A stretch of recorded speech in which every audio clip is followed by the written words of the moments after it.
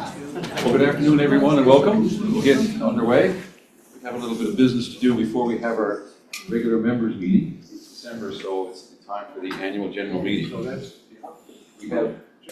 So we have a number of business items to take care of before we move to the members meeting to carry out the business of the annual general meeting.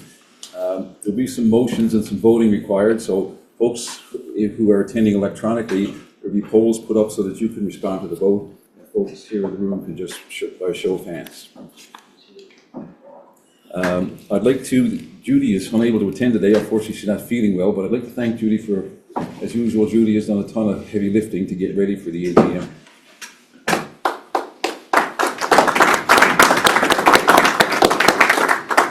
So welcome everyone, and especially any guests or new members that are here. During the break, if there's any new members, please don't hesitate to reach out and introduce yourself, so that it's always nice to know each other by name. Thank you. So the first item of business, we have to approve the agenda, which was pre-circulated. So the agenda for the annual general meeting. Actually, before we do that, I would like to put the slides up here. Okay.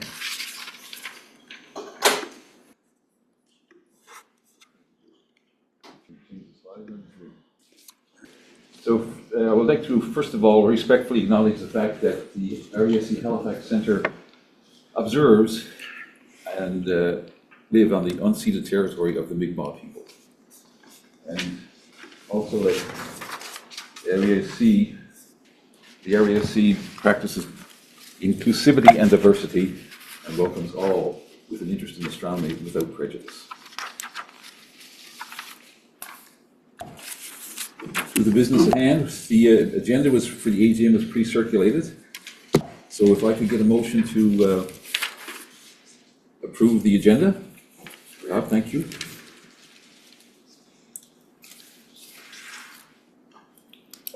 And the seconder? There, thank you. We take a vote if those in favor of approving the motion.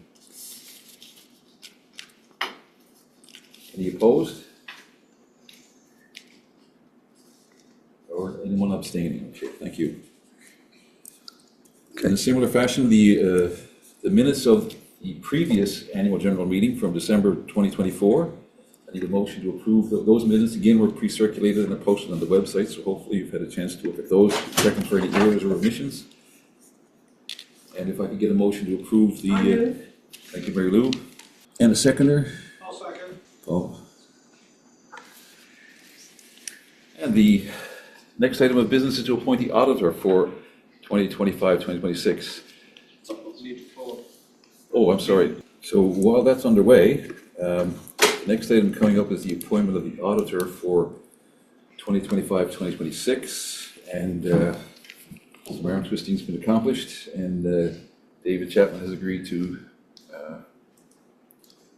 carry it. Sorry to bother you, but we're not seeing the results of the polls. You're not seeing the results of the poll? No, Okay, well, I'm seeing how I voted, but not how the rest of the community voted. And that okay. should be noted as well. When Tony's noting the room vote, he should also note the electronic vote, please. Well, it was 100% for the first one, which I think was 5 people. I could be wrong. No, question 1, 2 of 7 participated. And they both agreed. On this one, I'm going to end the poll now. 3 of 3. I'm going to share the results. Okay, so I think you can see that. Is that correct? That, I only see one. It was my vote. okay. I am sharing the results here according to the screen. So you don't see that on the screen then. I see one vote for approving the AGM minutes. Okay. On our screens, we see RASC Halifax Centre AGM welcome and opening remarks. It's the agenda. Okay, and you don't see a pop-up for the quizzes. No. Yeah, and please allow at least 30 seconds for the quizzes because it takes time for it to come through and then us to respond. Okay. Well, I am sharing the results according to Zoom, but you don't see them. So 3 of 7 people participated in the second poll, approval of the December 7th meeting minutes, and everybody approved. Okay, so that's, without seeing it, that's what it says. I'm going to stop sharing that. The poll does not show who the auditor is, so please cite that. The auditor, Dave Chapman? okay, Excuse me, we haven't voted in the room Sorry. in the minutes. We shall now vote in the room. So I have so the motion is approved, so can I, all in favor?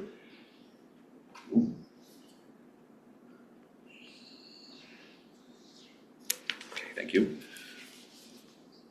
okay, I'm going to end this poll online, and 5 out of 5 that responded agreed. Okay, so we'll move to the next section, which is the auditor's report, I'm sorry. So, put the auditor's report up there, Jerry. Is that it? That's it. Okay.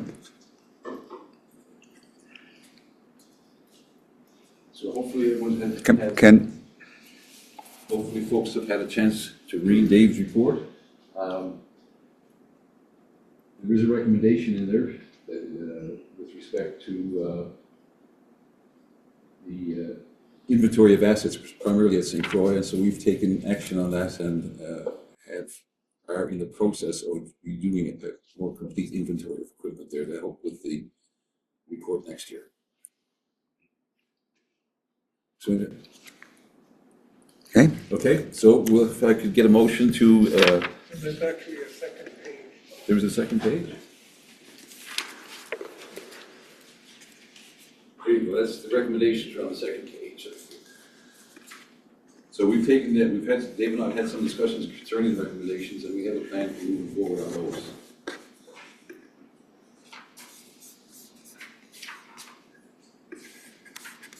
So anybody have any questions on the auditor report? Yes. If not, could I get a motion to approve the auditor's report? Thank you, Bob. And the seconder? Thank you, Chris. And by show of hands, those who in favor?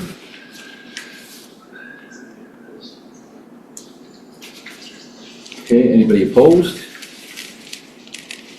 And no one abstaining. Okay, online, 4 of 7 people responded, and they're all in favor. Some of the people not responding might be the online participants. 2 of these are these 2 computers, so. Okay, thank you. There's 7, Joe. 7. Yeah. Some are also not members of our center. Okay, right. Next item of business is the financial report, treasurer's report. Greg, would you like to take it? Well, I don't know if we want to just look at it, if people have questions. Okay.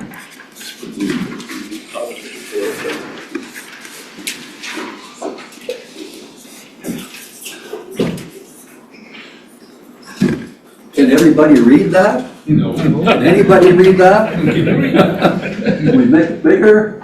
Is that better? No sense to be talking about nothing.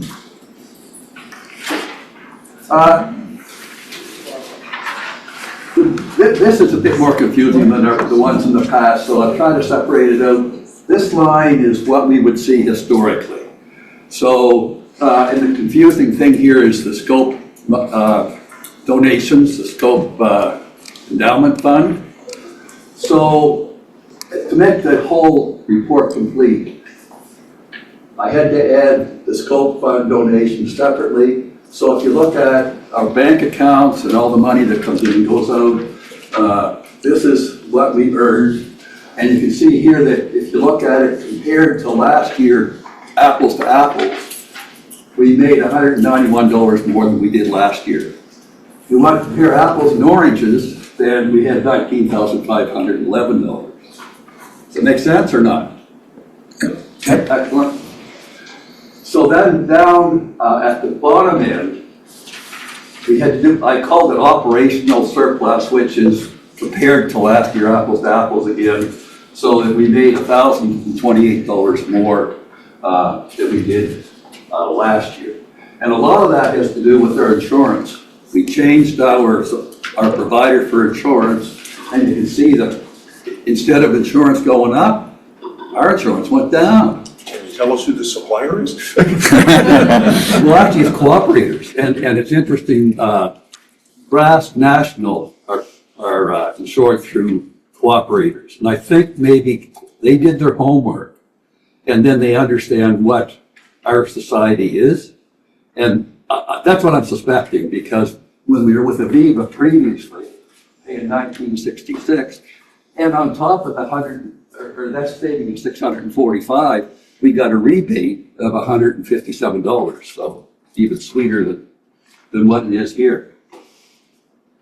So in the process, the scope fund now back up here is $19,320, and that's the donation that Michelle made on behalf of Dave or the family or whatever, and then there was another donation of $5,000 that Tony Stelnick donated, and then there's well, now we're higher than 5,000. At the point we were, I think, $4,320.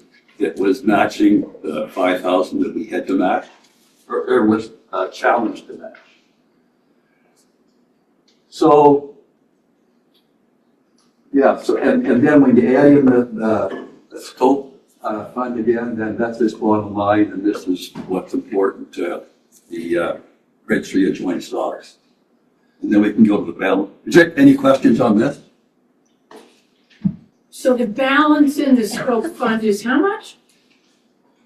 As of this report, the end September 30th, $19,320.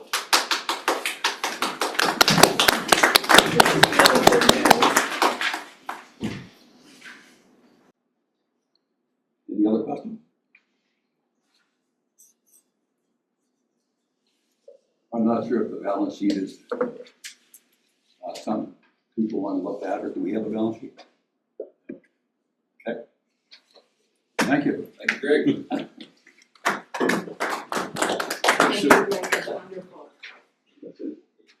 Could I need a motion to approve the 2024 Treasurer's Report as presented? Thank you, Blair, and a seconder. Chris? And the 4 people on Zoom have voted all in favor. Those in the room in favor?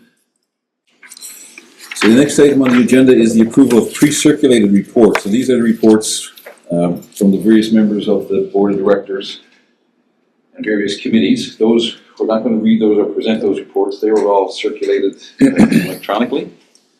So all those reports were circulated electronically, so we shall not be presenting or reviewing those. Hopefully everyone has had a chance to look at those. And so I'd like now just to get a motion to accept the reports as presented. Thank you, Bob. And seconded. Thank you.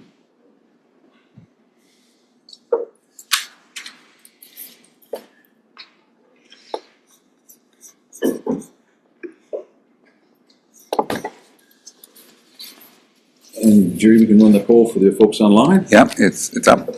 And for the folks at present, could we show of hands those in favor of accepting the reports as presented?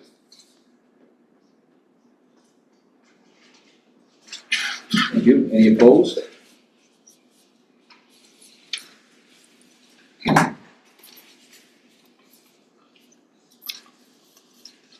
All right, online, 4 agreed.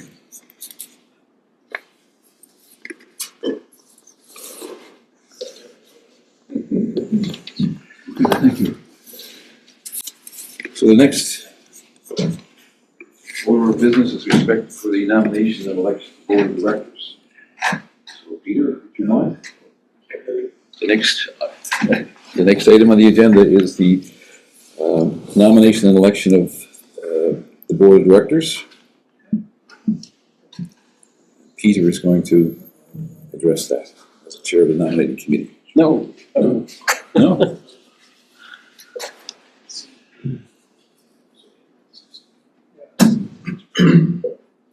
Good. Okay, Bit closer. If you could, yeah. Yeah, thank you. This is the mic. Okay, so we had 9 board members last year. One has stepped down, and we have 2 new board members nominated. Jerry Brodsky and Frank Lugan. So that would give us a full slate of 10 board members. So at this point, let me Speak into the mic, Peter. speak into the mic. Okay. That's better. Okay, so we have 10 board members nominated. Are there any further nominations at this point? Are there any further nominations? Are there any further nominations? Robert's rules calls for me to say that 3 times. Okay, so no further nominations. So I don't need a motion. Okay, so this is our new board of directors. No election, Dave. I just wondered, Uh-oh. since maybe not all the members know who those people are, I wonder if those people would mind identifying themselves. Good Standing point. up. Yeah. Jerry Peter, Brodsky. Peter, can you repeat that for the Oh. folks at home? So Dave has asked if the new board members can stand, so Frank Logan has just stood up. Oh, everybody's gonna stand up.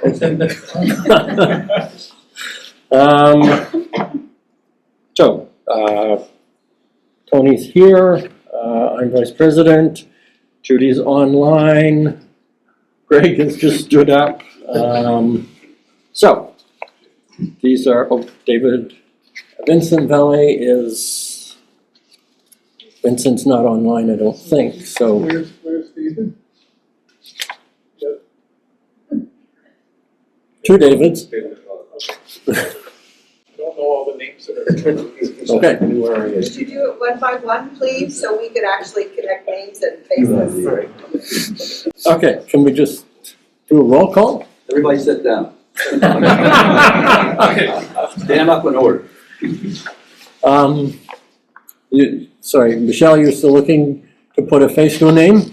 Yes, please. If you could have each Jerry person Brodsky, stand up please. and introduce themselves. Okay, thank you, Jerry. Frank Logan. Frank's the new member. Matt Dyer. Greg. David McMullen. Who have I missed? David Hoskin. Myself. Tony, and Judy's online. You know Judy. I'm here. Good. Okay. So the other point of business is appointed positions. So at the next board meeting, the new board will approve appointed positions. Go to the next slide.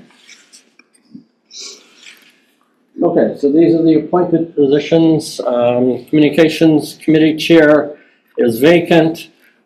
These are the nominations for the other appointed positions, and there's no election required at this point. The board will make these appointments, if they approve, at their first meeting in January. So I think that's it. Thank you, Peter. And normally at this time in the general meeting, if there were amendments to bylaws required, that we would deal with those right now, but this year there are no amendments recommended for this year. So, having concluded the business of the annual general meeting, look for a motion to adjourn the AGM. All in the seconder? Yes, absolutely. Thank you. Those were quick, those were quick.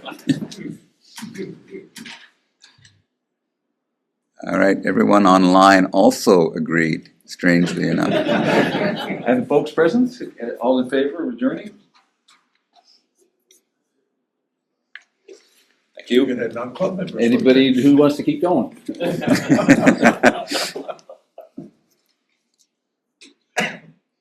Okay, so thank you folks very much for that. We'll now take a short break. So there And before we proceed to the break, I have an ask. Sorry, Dave, do you have a question? After you said what you said, I would just like to make a little announcement. Okay, now we're going to Just turn. before the break. Okay. Blair, I'm going to ask Blair to have it. Back. Sorry. I'm just going to ask Blair MacDonald, who's going to have a couple of things I'd like to bring. He'd like to bring to our attention. Okay. Okay. As Greg alluded to, Michelle very kindly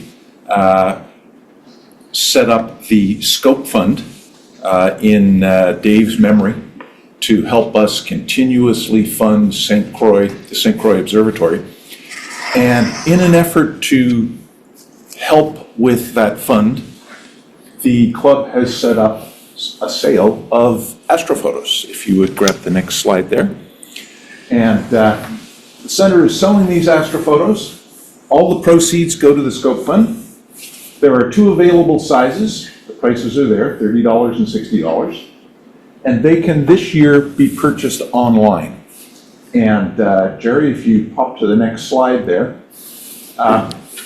Is there a laser pointer? The red button? The red button, in theory. There we go. Right off the center's homepage, under news, you'll see this red text that says, does anyone want to buy an astrophoto? There is a link there. And if you click on that link, it will take you to a shopping cart, effectively, that has been donated to us by Atlantic Photo Supply. And this year, you can purchase those photos and you can either pick them up at Atlantic Photo Supply, or they can ship them to you for an additional $20, and it's anywhere in Canada. So they can ship anywhere in Canada for $20. For those that live in the area, you just pick them up at Atlantic Photo in Burnside, and you can save yourself the $20 shipping. If anyone wants to see those astrophotos, next slide, please. Here they are. They're also actually in print form down here on the table. So between the AGM meeting portion of the meeting here and the break coming up, you can have a look at those and pick your favorite photo. Thank you. Blair, Yes. what if American folk want to purchase a picture? How does that work, or does it? Same thing, Judy. They can purchase them online. I have to check to see if the same $20 fee applies for shipping. I believe it does. If I remember correctly, it was $20 anywhere in North America, but certainly anywhere in Canada. I'll have to verify that it's $20 anywhere in North America. I think it was, wasn't it, Jerry? I do not remember. Okay. Thanks, Blair. Jerry's taking the fifth. The truth. Thank you, Blair. And I'd encourage you to have a look during the break, have a look at some of those lovely images, and encourage your friends and family, if they're interested in such a thing, to, it's a worthy cause. And there's cookies. And Dave wanted to. Dave, sorry, go ahead. Good. Yep. This is really for the people here in this room, if you want me to do it in front of the camera. Sure. Among other things, I'm the co-author of this fine book, available in superlative bookstores everywhere and online. I wrote this book we published it 3 years ago, myself and Kathy LeBlanc, who is a Mi'kmaq cultural interpreter. It's called Mi'kmaq Moons. It's been very successful. What I have here, as a result of a recent purchase from Formac, which is the publisher, I have only 4 signed copies left. And this would make an excellent Christmas gift for readers of all ages, even people who can't read yet, because you can read to them.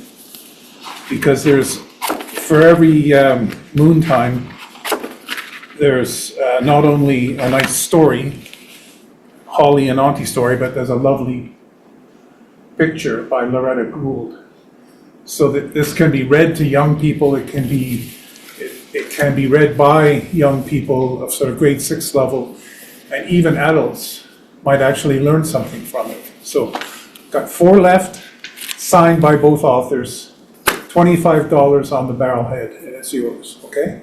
See me in the break.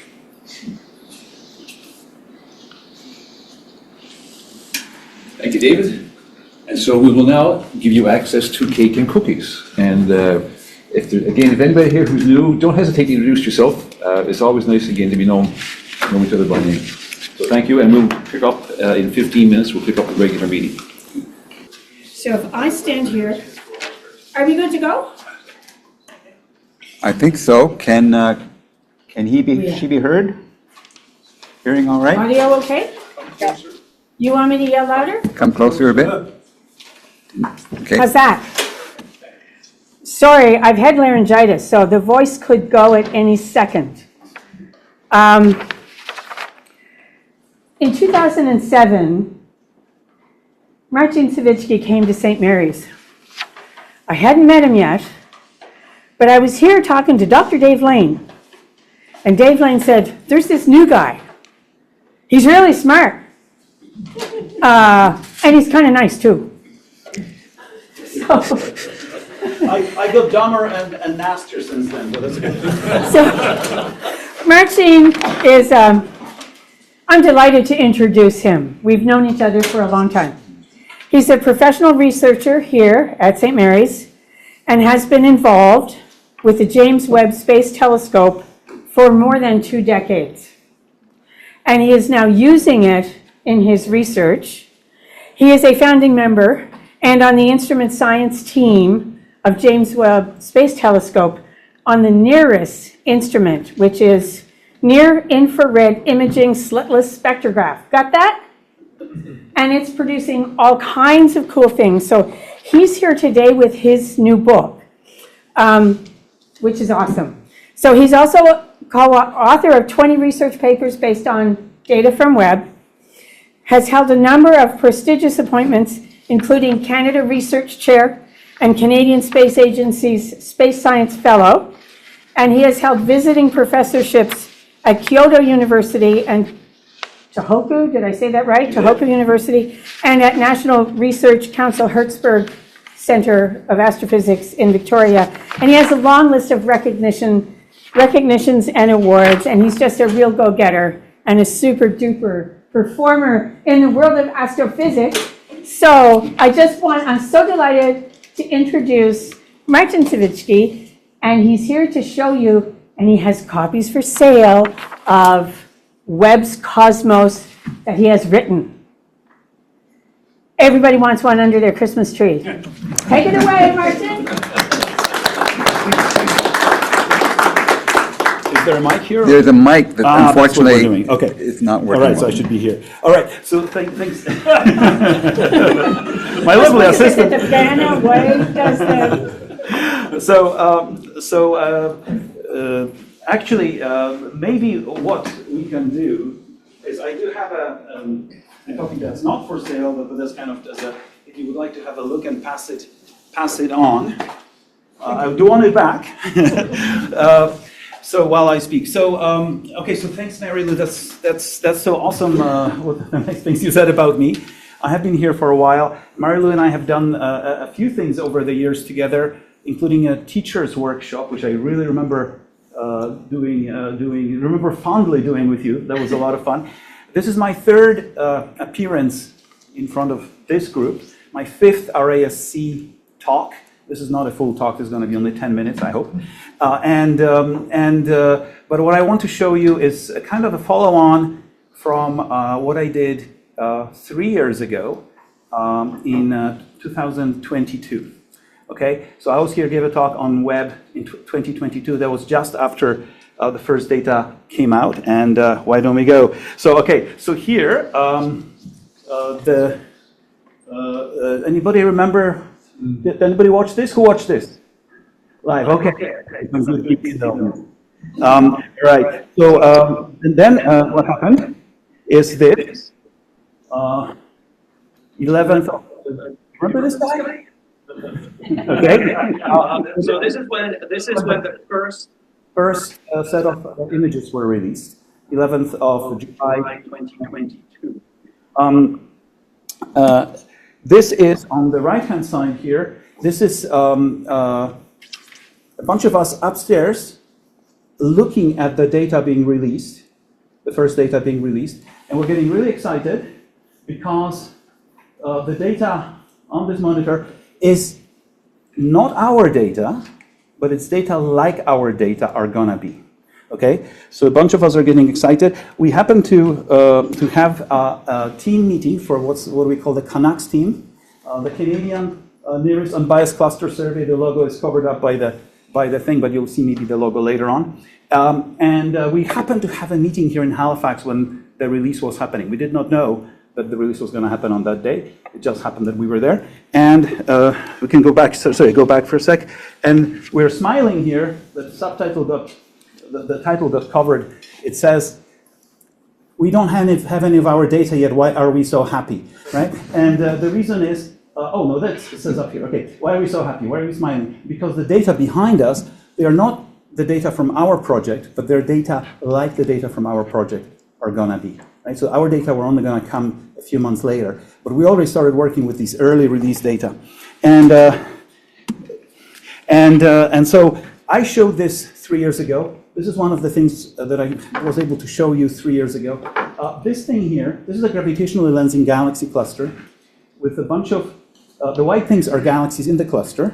They're about 5 billion light years away from us. The orange things behind are galaxies behind the cluster. And one of them, zoomed in here, is this object here. It's a very highly stretched and magnified galaxy. It's magnified and stretched by the gravitational lensing effect that the mass of the cluster provides, and so it stretches this galaxy and magnifies the structure within it, so we can see it better. Hubble, this is a Hubble image of the same galaxy. This is what Hubble saw, right? This is what Webb sees. Right? To me, this was spectacular. This thing is on steroids. Okay, this new telescope is completely on steroids, and so we wrote a paper about these little orange things here. We call them sparkles. We think they're globular clusters already in existence 5 billion years after the Big Bang. So, then we got our data, and here's some of our data. We observed 5 clusters like this, and I don't have time to go through. We've got 35 papers out now on this project and more coming, and I'm not going to go through them. I just want to show you some cool stuff. So first of all, do you see this? What's it look like? It's a question mark, right? Cosmic question mark. What it is, it's a gravitationally lensed system of 2 galaxies, and they are multiply reflected and imaged. It's just spectacular. It just happened to, this thing was aligned behind one of our clusters and got magnified in such a way and multiply reflected. Okay, so we wrote a paper about this. But then, something that's really interesting, I'm going to zoom in. I can do it, so don't worry about it. Yeah. We're going to zoom in over here. And in here, these 2 little specks, which are these 2 things. These are actually 2 separate blobs of light coming from one object, from one galaxy. They're reflected. So it's one galaxy, but it's reflected. There's a line of symmetry, like a mirror down here, and it folds this image over. And so this and this is the same galaxy. It's a very, very low mass galaxy, and it emitted its light when the universe was 1 billion years old. So only a few percent of its current age. And it's already stopped forming stars. It's still very low mass though. Next to it are these 2 things, which are also reflected over here. These are star-forming galaxies. They're making new stars.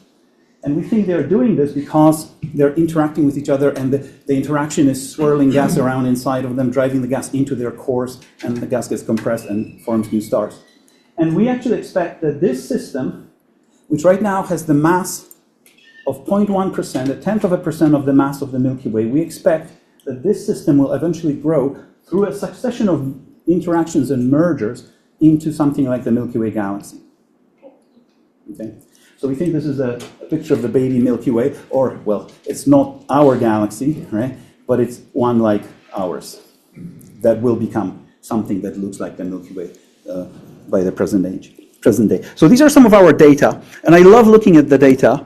And so I got into this nasty habit of wasting my time and looking at every new image that comes out of NASA.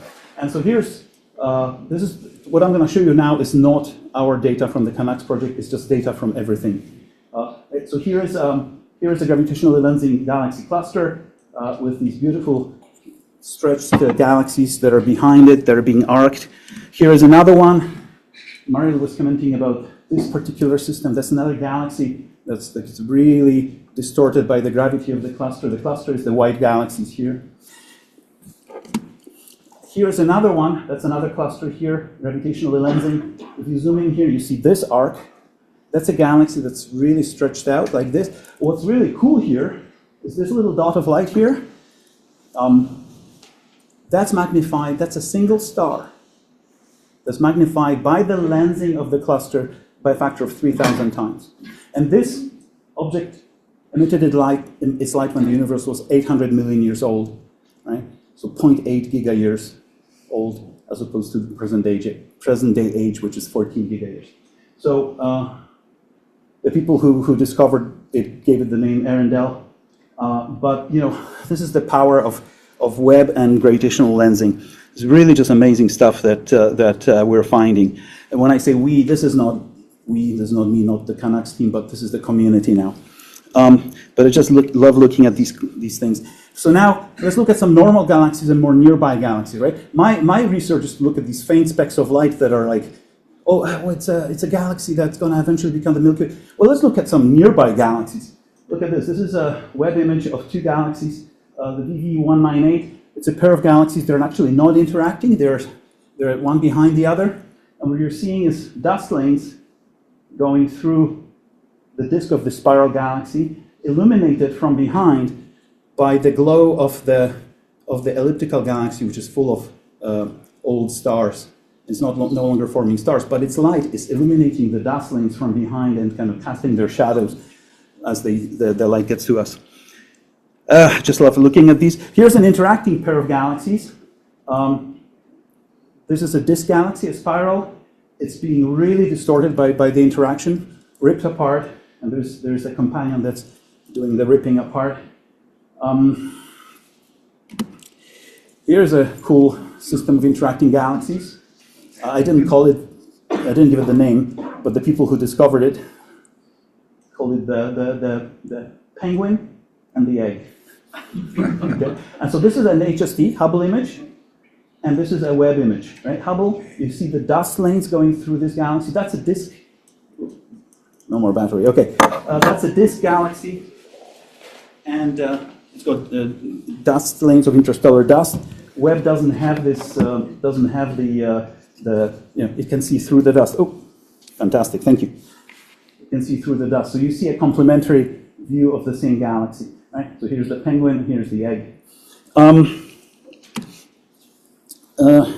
Normal boring galaxies, right? Nearby spiral galaxies. This is NGC 2835. HST image on the right. This is the James Webb infrared picture of the same object. So very complementary, a different view of the same galaxy when you see it in optical light and infrared light. Right? So these things here are star-forming regions where young stars are being formed. And here's another galaxy, similar pair. It's just gorgeous to look at. I mean, I love looking at these things, so that's why I get excited about them. Here's another pair, right? This one has a nuclear ring around its nucleus, star-forming ring of gas that's turning into stars, but also stars in the spiral arms. If you look at these pink things, or orange in the Webb image, these are regions of star formation that's dust being heated by the young stars inside them and glowing in the infrared. If you look inside our own galaxy and look at one of these regions, this is what it looks like. So this is the Serpens Nebula, I think it is. Right, young stars here, young stars enshrouded by dust here and here. What Webb lets us do is look through the dust a lot better than things like Hubble could. Here's, let me just go back a sec. Just go back this way. Yes. If you notice here, there are these elongated structures. These are, at the cores of these are young stars, and the young star is ejecting material as jets. It spins and ejects material along the polar axes. And that looks like these elongated structures. There's a bunch of them there. And if we, other way, if we look at one of them, so this is not a zoom in of the previous picture, this is just a structure like that. This is a Herbig-Haro object. In fact, it's two Herbig-Haro objects, one on top of each other. And the protostars are here, and the jets of material going out this way and this way. And they're impacting, it's gas traveling at high velocity, and it's impacting the surrounding interstellar material and ionizing it and causing it to glow. So that's what you're seeing here. When you look at the core of one of these regions, one of these Herbig-Haro objects, this is what you see. So you see the jets coming out in both directions here. You see a structure like this. This is gas. And then you see a disk. You see this brown disk here, or a brown line? That's an edge-on. You're looking at an edge-on disk of gas and dust that's orbiting the young star that's being formed at its center. So that's a disk out of which planets will eventually form. Okay, this brown thing here. If you look at a later stage of this process, you will see a disk of material like this. This is now, you're not looking at John, you're looking at it sort of at an inclined angle. The star is here, it's been masked out because it's too bright. So there is actually a coronographic spot, for those of you who know. It covers up the star so its light doesn't blind the detectors. And so the star itself is here, but you see this structure of glowing dust. This is thermal radiation, so heat radiation of this disk, and you can see rings within it. And people who do this work think that the rings are caused, the gaps and rings are caused by planets forming, planets that are orbiting within these disks and clearing up sort of paths, through their gravitational influence in the disk. So this is cool. Speaking of planets, Webb, one of the things that Webb is being designed to do is to look for extrasolar planets and study them. Here is one. The pictures of extrasolar planets are, even with Webb, are, I don't want to say disappointing, but it's not what you get in Star Trek. Okay? But that's cool.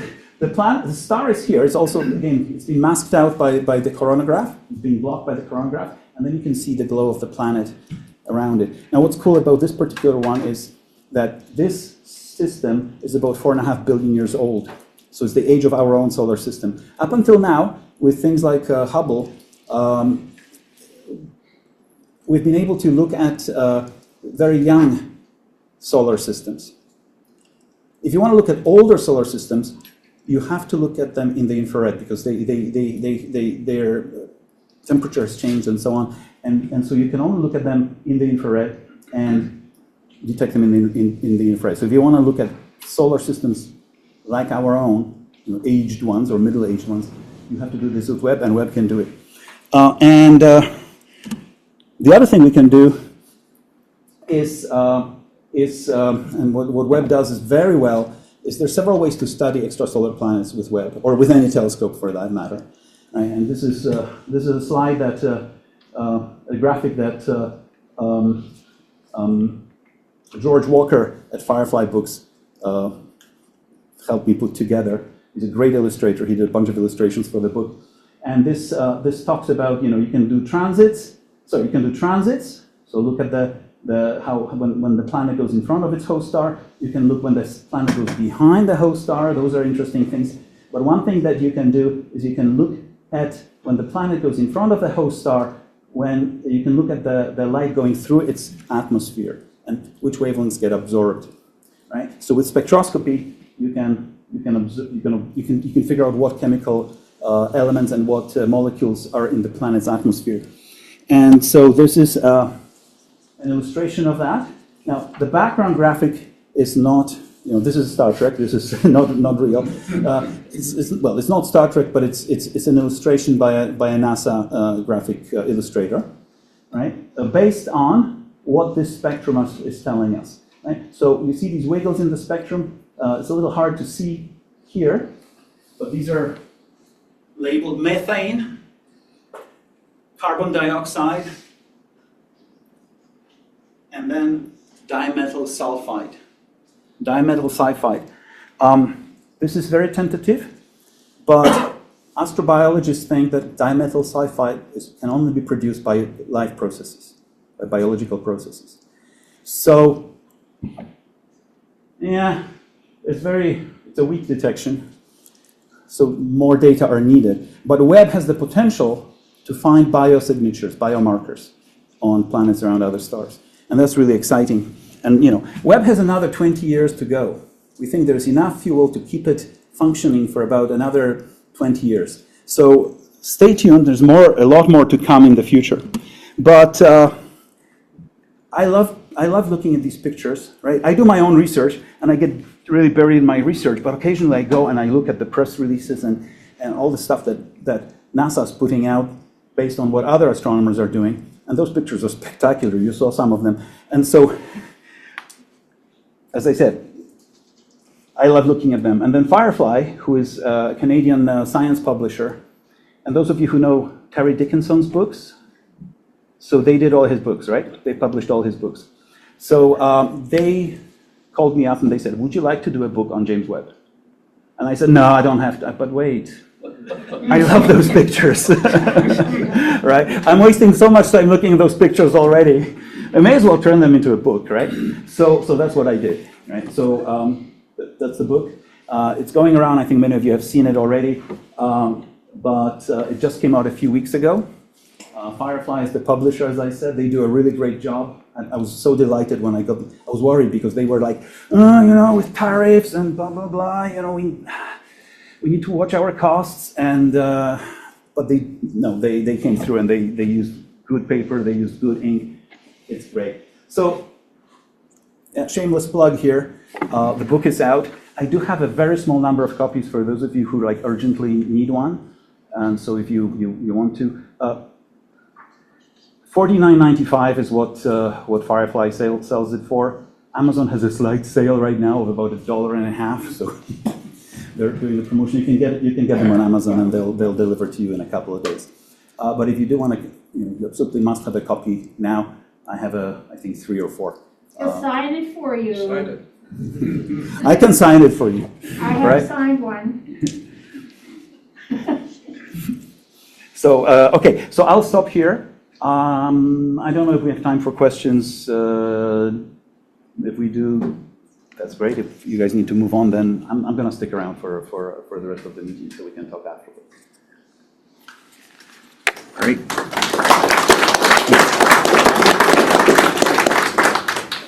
Okay, so we'll continue on with the photo montage. And let's go back. Okay, so this is the first photo. It's Jerry Black took this of the Sol Nebula. I see 1848. And I guess that must have been with your quad band filter? Yeah. Yeah, so quad band emphasizing the hydrogen emission.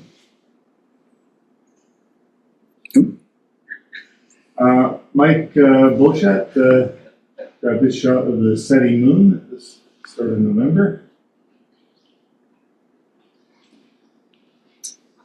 And you may recall November 12th, 13th, there were some pretty impressive geomagnetic storms. Unfortunately, Halifax, most of Nova Scotia was clouded out. So Barry Burgess went to New Brunswick and grabbed this shot. And the other keen aurora chaser is Jason Dane. He also went to New Brunswick and got this image of the aurora on the 12th, along with a meteor flashing through the aurora. Jason, if anyone's following Jason on Facebook, I think he's currently in Saskatchewan, and he's been posting some nice aurora shots from outside the Saskatoon, I think. This is a dark nebula, LDN 1221, captured by Jason. This dark nebula is in Cepheus, and you can see all the gas, the dust clouds and gas, and the dark nebula here. Jason Dane's Milky Way image. And this is a neat one. This is a very wide field shot of Orion. You can see the shoulders, the Betelgeuse, and Rigel, the belt, and Orion Nebula, Horsehead, and the Flame Nebula, and Bernard's Loop, and a Orionid passing through Orion. Pretty neat.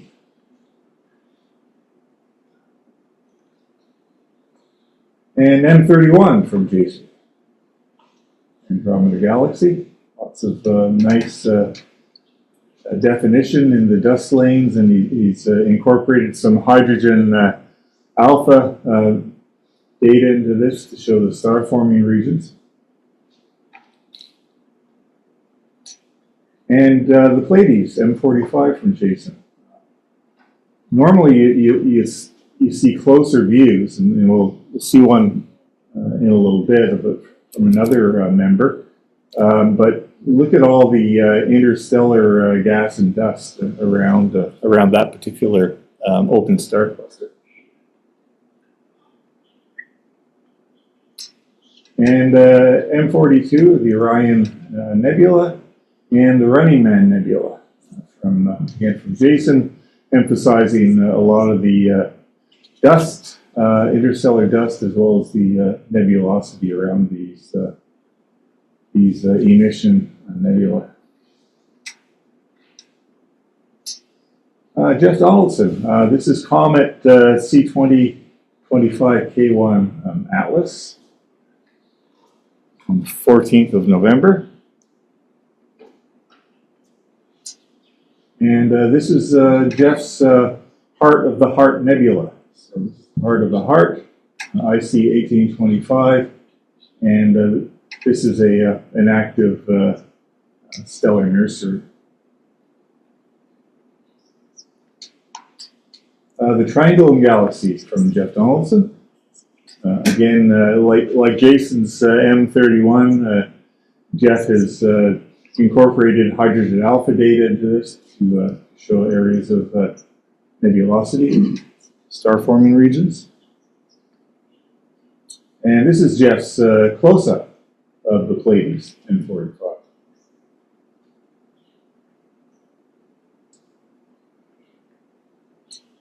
Tim Doucette got this, captured this image of Comet 3I Atlas on the 20th. This is the comet that's been in the news. There's a Harvard academic that was claiming it was an extraterrestrial probe. Turns out it's just a strange comet, and it's now visible from our hemisphere. And see the tail, the coma, and an anti-tail at the front. These aren't retro rockets.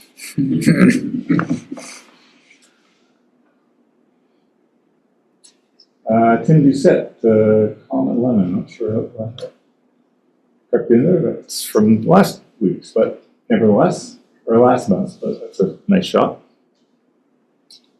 Lisa Ann Fanning was able to step outside her house in New Jersey and hold her smartphone to the sky and got this shot of the aurora. So they were visible, if you had clear skies, pretty far south. Paul Gray's shot of the Silver Sliver Galaxy, NGC 891, found in Andromeda.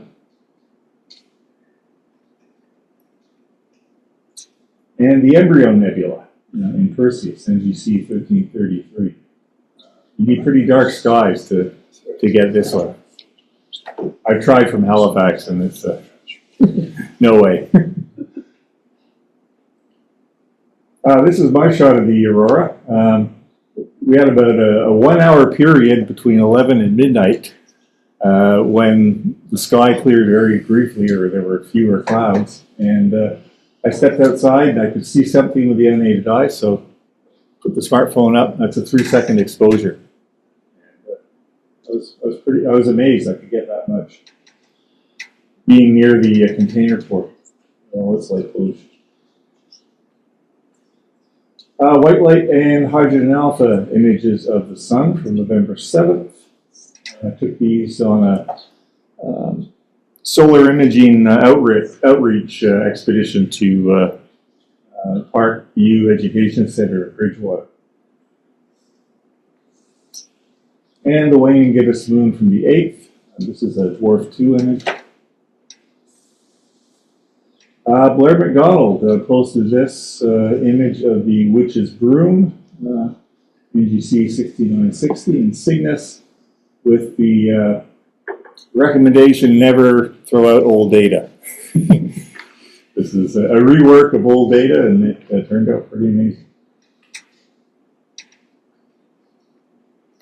John McPhee, waning gibbous moon on the 8th. And lastly, we got some shots from Kathy Walker. So Messier 33, the Triangulum Galaxy. And Messier 34, an open star cluster in Perseus.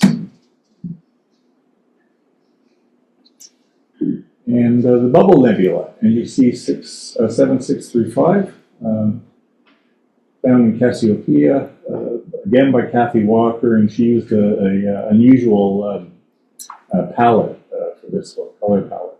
I think it turned out quite nice. And that's it. Next up, I believe, is our special presentation by Paul Gray, Starmus 2025. I think everyone here knows Paul. Long-time member, I think joined RASC in 1988. Around then. Past president of the Halifax Center, past editor of the calendar. What else? Paul done? Along with Dave Lang, co-discoverer of the first supernova from Canada.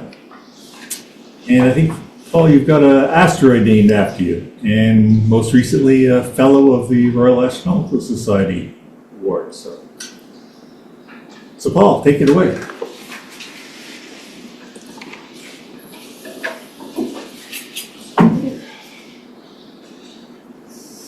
That's just a pointer. Yeah, it's just a pointer.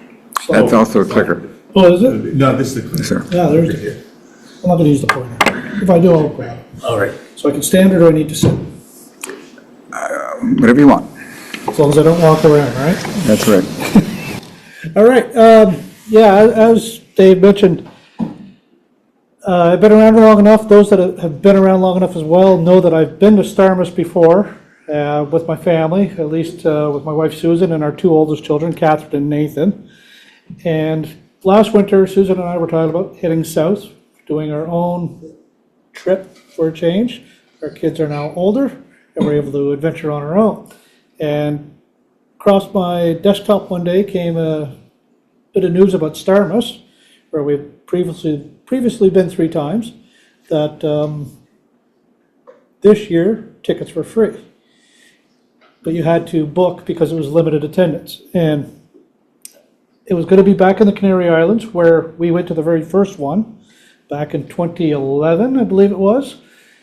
And we always wanted to go back. And I was like, gee, you know, what's airfare like? And I did a quick search, and there was a seat sale on, and I was like, holy crap, we can get to the Canary Islands for about $1,000 each. And if tickets to the conference are free, and in the past, they were free to us because of Catherine. She was invited, she was a speaker, she opened the first one. But we never counted on that going forward. And I said to Susan one day, I said, what if we were to do this instead of going south, go back to the Canaries? So a quick in on the backstory, I sent off an email not to our contacts at Starmus, but actually just to the web page, to their web forum, saying, are there still any tickets available? And that was about 10 o'clock at night, our time. An hour later, at about 3 a.m. Canarian time, the brainchild of the Starmus conference, Garrick, wrote me back and said, right, Alejandro, he sees all guest ticket services and everything. We're glad to have you again. Who's all coming? Very excited. Wrote Alejandro. Alejandro said, yes, tell me how many people, what days you're here, you got tickets. And I was like, I guess we're going to Starmus. So this story is not just about Starmus, but this is about our trip. The island we were going to this time was La Palma. The first time we went to Starmus was on Tenerife. The island of La Palma is known now as the Island of the Stars, but historically has been known as Isla La Bonita, the beautiful island. And I'm going to take you on a whirlwind trip around this little island and how beautiful it is. First of all, though, we got to get there. Can you put a cursor on that and make that play? There should be a in the middle. Don't know if it'll play on yours. I had an animated. Yeah, you had it there. Oh. All right, we'll skip it. I had a little animation of how we had to get there. To get to La Palma from Halifax, you go Halifax to Montreal, to Madrid, to Tenerife North Airport, and then finally a 20-minute flight from Tenerife Island to La Palma Island. So we left here about noon. We got there about 4 p.m. local time there the next day. It's not a fun travel day, but when you get there, you're glad you're there and you don't want to leave. We flew Air Canada to Madrid, and then we actually bought a separate ticket on this airline, Benter Canaries. I recommend if you ever go to the Canary Islands, do the same thing. Get yourself to Madrid, $260 Canadian, return from Madrid to the islands and back. It's comfortable. They have great planes. Give you an example of how good they are. Sure. Air Canada, Halifax to Montreal, Madrid to Tenerife. 3-hour flight. This is what you get. You get a berry in hand, you get a chocolate there, you get Canadian cheeses and a salad, and it's all part of a $260 ticket for a return. Like, it's crazy. Really nice. Good legroom, great planes. So we got to La Palma about 4 o'clock local time after being in an airport or on a plane for over 24 hours. So we were about 5 minutes out of the airport. I said, we're pulling over. And we got off at the very first rest stop on the side of the road. This here is actually the corner of the airport down here, and I wanted to get outside. This is the first time in a day we've been outdoors, and it was so nice. It was 25 degrees, blue sky, nice breeze. It's like, yeah, after a long winter, this was amazing. So this is what we were in for. Gorgeous place. We rented a small Airbnb. It was a cottage for 2 of us, $75 a night. Very economical. Little courtyard, we had a gated little courtyard that we could park in. Everything was just starting to bloom. It was mid-April that we went, and we had a great time. So day one, what I call day one, we woke up, beautiful day. This is a little deck on the back of the cottage, clear skies, and we're on the island.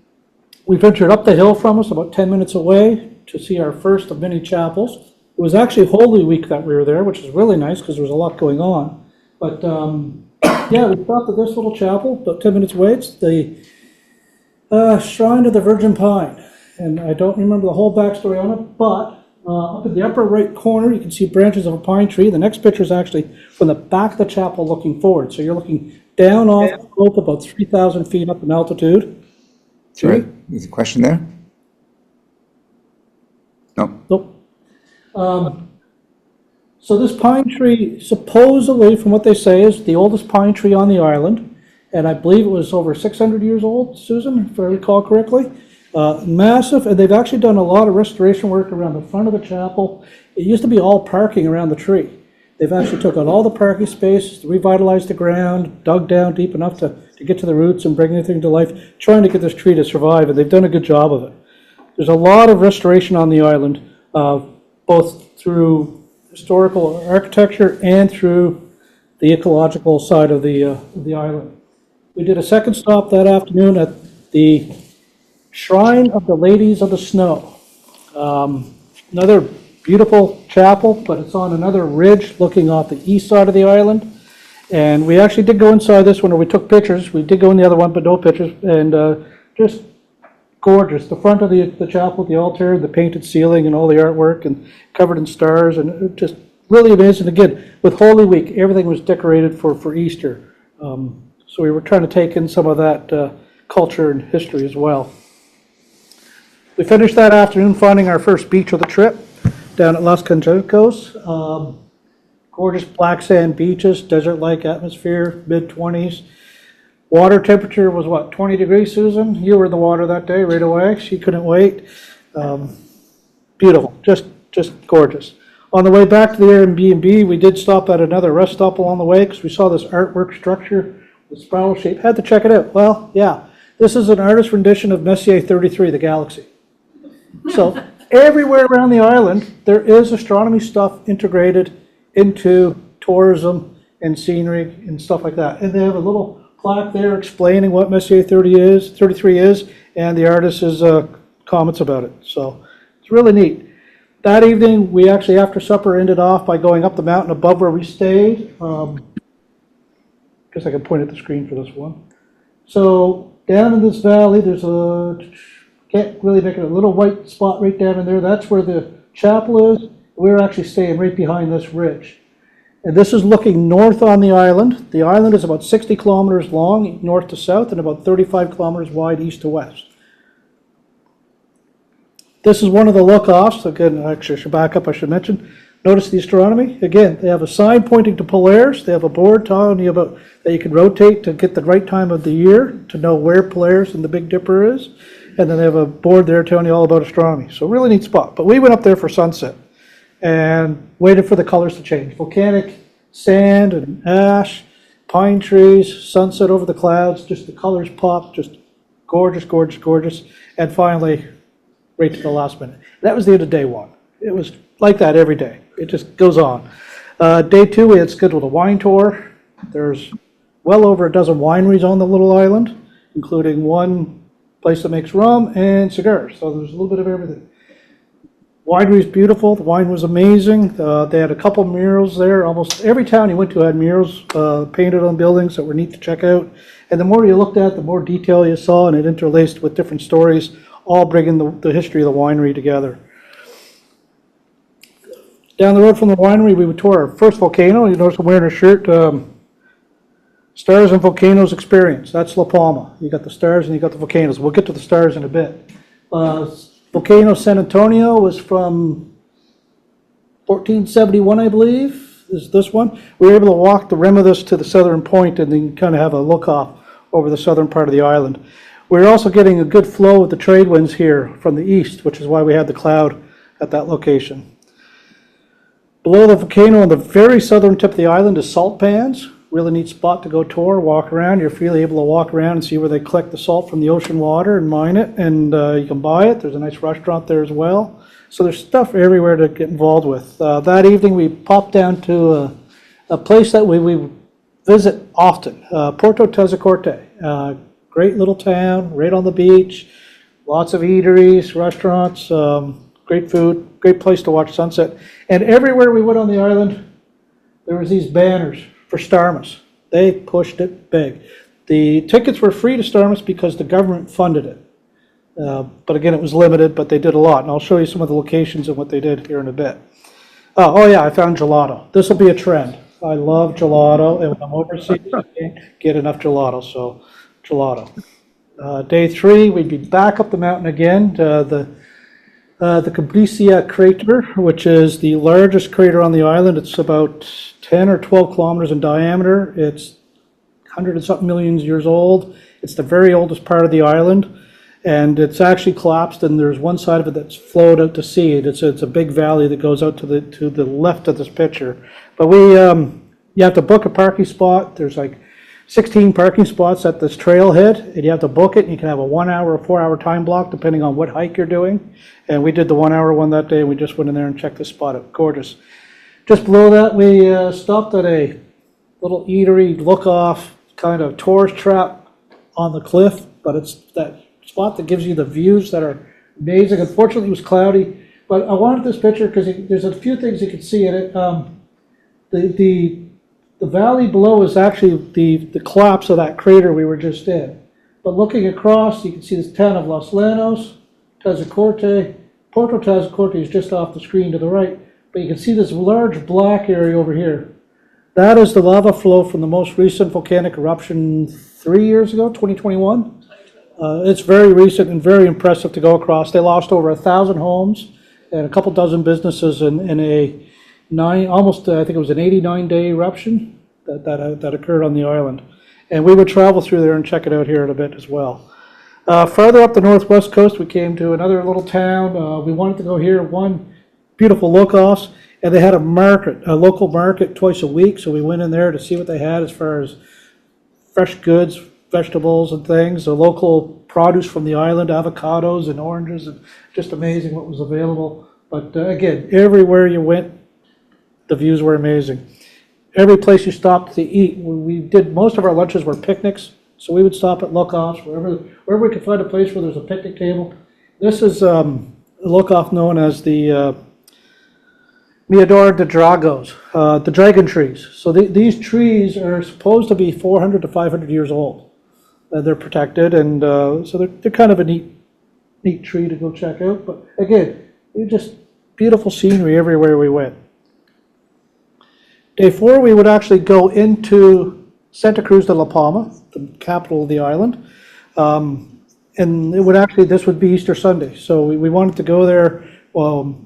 All through Holy Week, different churches were having processions through the towns and stuff.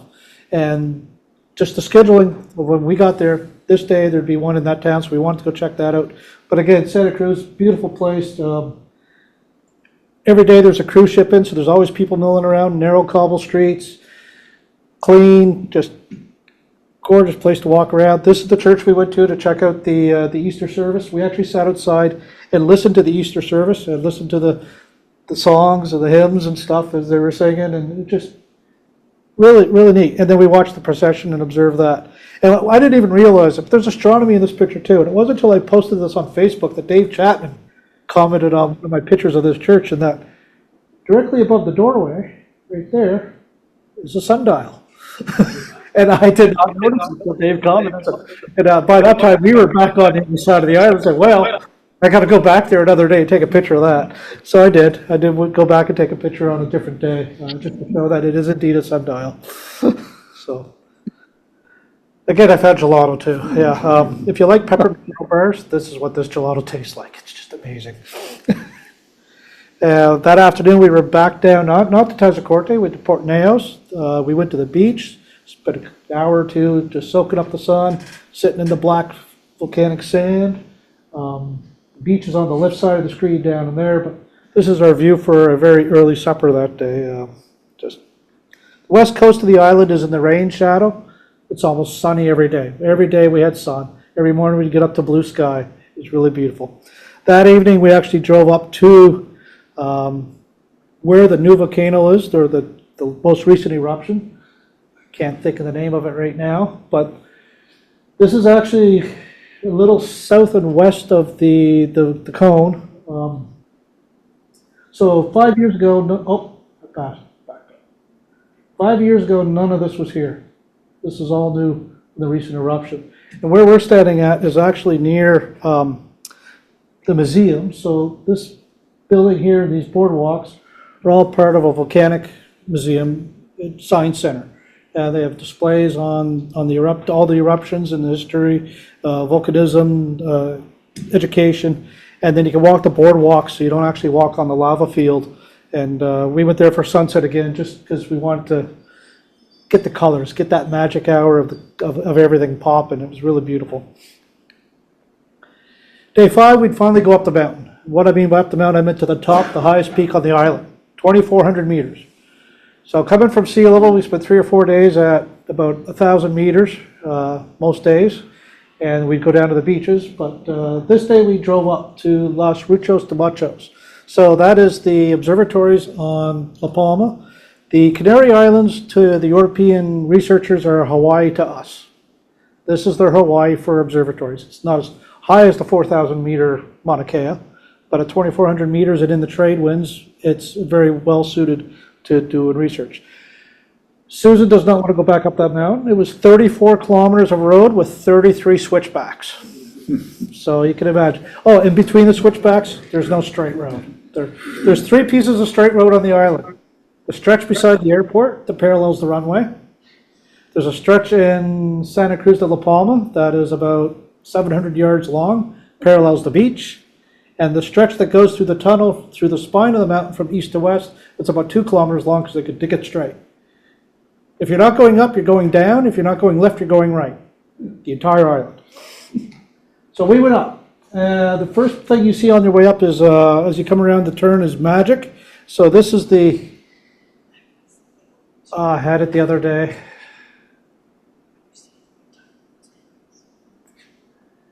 It's a Cherenkov micro gamma. It's a micro astronomical gamma ray, something Cherenkov observatory. Martin could probably tell me what it's supposed to be. No idea. Anyway, they're building several of these reflecting dishes to gather gamma rays, is what it is. It's basically gamma ray observatory. But in the background, you can see the Gran Canarias observatory as well. And I have another picture of that in a minute. I really wanted to go up there, one, to see the observatories. We did not do a tour and get in them, but maybe another time. I'll get to that in a minute. But I wanted to go up to do this hike. And up on the very top, you can park and then you can walk in, and they have this wonderful trail that goes all the way out this spine to the end. It's about 1 kilometer long at 2,400 meters, and you drop about 200 meters and come back about 200 meters. But when you're out there, you can look back at everything on the observatory ridge. This is actually looking to the southeast. Off in the distance on the horizon is the peak of Mount Tidy on Tenerife. That's 4,000 meters. Looking back from being out there, you can see a couple of the observatories. The biggest one here is the Kepler telescope, 4.6 meters, built in the mid-'80s. But the big daddy of them all up there is this one, Gran Canarias, 10.6 meter telescope. This is the largest single optical instrument in the world. So Keck's are segmented mirrors. This is one 10.6 meter mirror. So it's the biggest single mirror telescope in the world. Beautiful location. Hawaii gets, I think, 330, 340 nights a year. They get about 300. So it's still pretty good. Beats our 3. Beats our 3. Yeah. Seems better, too. Weather's nicer too. Yes, the weather's nice. We're telling you at 2:49. The next day, we actually would get up and we'd go to the northeast side of the island to adventure around there and go to the rainforest. So again, if you're in the trade winds and you get that oncoming flow going up the side of the mountain, you get that moisture forming and you get this gorgeous, lush green rainforest. And we would actually dig out our rain jackets for the only time the entire trip. And they have this wonderful trail walking in, and you realize, if you look, there's actually water running beside Susan there on the ground. What we're walking on is not ground. We're actually walking on a covered aqueduct. It's where they harvest water for their water supplies. They have aqueducts all over the island where the water collects, and whether it's a spring melts and runoffs or whether it's from the rainforest when they do get it, and it drains down and into large holding tanks that are all over the place. So this is actually a hike in on an aqueduct, but takes you in and you get to the waterfalls. And we were actually glad. I was driving there and it started raining. I said, this is great. It's raining today. So there'll actually be water flowing. Some days you go there in April, May, June, and it's dry. But we were there when it was raining. So it was really nice to go. It wasn't cold. It was probably 18, 16 degrees still in the rainforest. Comfortable by any means. 10 minutes up the road, you get to the very northeast tip of the island, and you come to a place called Lafana, and we went there for two reasons. One, scenery, rugged coastline, big waves, and lagoons. These are amazing. Susan wanted to see this. This is one of the to-do list. All free. You just show up, go in. There's no cost to use them. You just show up, and if you want to go in, you go in. And there's Susan floating around in the saltwater lagoon. And they have there's the big one, and there's a little one here, and there's another one in underneath. And then there's ladders into the ocean. So when the water is not stormy or rough, there's actually natural lagoons in the ocean you can swim in too. And again, water temperature for mid-April, 20, 21 degrees. And there was fish in here as well. You could see them, and it's very salty, very, very salty, very buoyant. Susan was floating around there. She's like, I don't even need to tread water. It's really amazing. She enjoyed it. I wasn't going in. I'm spoiled. And then that evening we went back down to Porto Tazacorte for dinner. Again, one of our favorite spots. I mean, how do you pass that up? And great food. I mean, whether it was Spanish or Italian, even German food. The western part of the island has been used by the Germans for well over 4 decades as a tourist spot. So there's a lot of German influence too. Actually, one night I had a big bratwurst. It was about 2 feet long. It was amazing. But yeah, we Italian that night. I mean, a seafood pasta that was to die for. And oh yeah, gelato. Can't pass up the gelato. I mentioned the banners for Starmus. Everywhere we went, they were advertising. So, you know, talking about the concerts, whole list of events, where the events were. So they really pushed it to the public to get the public out to use it. And then we watched another sunset down on the beach, which it's rough, right? Oh, that hurt, Paul. Really hurt. It hurt. It was. I didn't want to come home. I really didn't. Day 7, Susan wanted a day off. I said, good, this is the day I get to go do my hike. Now, I knew there was one hike I really, really wanted to do, and it wasn't going to be easy. I drove up to about 1,200 meters, stopped at a place, this big picnic park. They got shelters, provide wood, you can do barbecues. There's always people there, but a lot of the trailheads start there in the pine forest, and then you start humping it uphill. And I would go from around 1,200 meters up to just around 2,000 meters, over 4 kilometers. So it was a bit of a grade. Once I got out of the pine forest, you could see the grade of the cone, the center cone I was going up. So it was just switchbacks at that point, and you're just climbing. Eventually I'd get to a point between the saddle of 2 cinder cones. I had this great view of Tenerife, Mount Tidy off in the distance. And then eventually I got to the point where I was on the ridge of the cone that's looking south of the island. So I'm looking from there, it's about 15 kilometers to the southern tip. And then I turn and look the other way, I'm looking about 30 kilometers to the crater on the northern end of the island. And you have a 360-degree view all around. And what was really cool is I sat down and had my lunch there, and the ridge on the right is actually the spine of the island that you drive through the tunnel to get from east to west.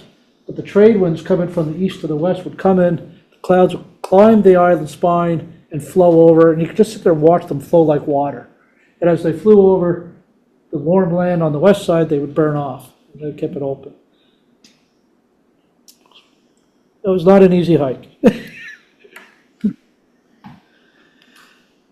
Day 8, we went to Los Llanos. So one of the 2 largest towns on the island is Los Llanos, and they have a great museum in there. It's natural history, so a lot about geology and a lot about the First Nations and the history of the island, a lot of pottery. There's a number of caves around the island you can go tour. We did not get to any of those this time. That'll be next time.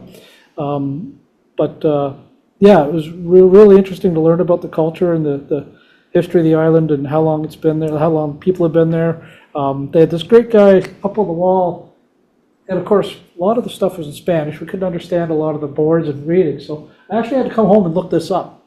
And the earlier settlers on the island would get the pine trees and carve these long poles, 12 to 16 feet long, and they would use them as a mode of transport. So if you were up on a ridge and you had to get down over the lava rocks to the next level down that's 10 feet, 12 feet below you. You can't just scramble down because there's no place to climb down. They just jab the pole in, climb on it like a fire pole, and slide down. And that's how they hop around the island. It's really neat. There's a great YouTube video of a guy that still makes these and promotes them, and there's a group of them, kind of like a club, that does it as a cultural thing of keeping it alive. It's really cool. Oh yeah, more gelato. And another beautiful sunset. We're back down to Puerto Tazacorte. I think if we go back, we're going to be staying much closer to this little town, just because it's so nice. That night I had one of the best clear nights that I had there. We did have a lot of cloud at our location because of the trade winds. But that night I got up about 4 a.m. and I had to go to the washroom, and I said, I'm walking out on the back deck. And all I had was my phone. It was fairly new to me phone, and I think this is a 15-second shot with the phone. Just put it on the table, leaned it against the umbrella, and took a picture. And it's not great, but what I want you to notice is we were in a town of about 500 to 1,000 people, about 2 kilometers from a town of about 20,000 people, and there's no light pollution.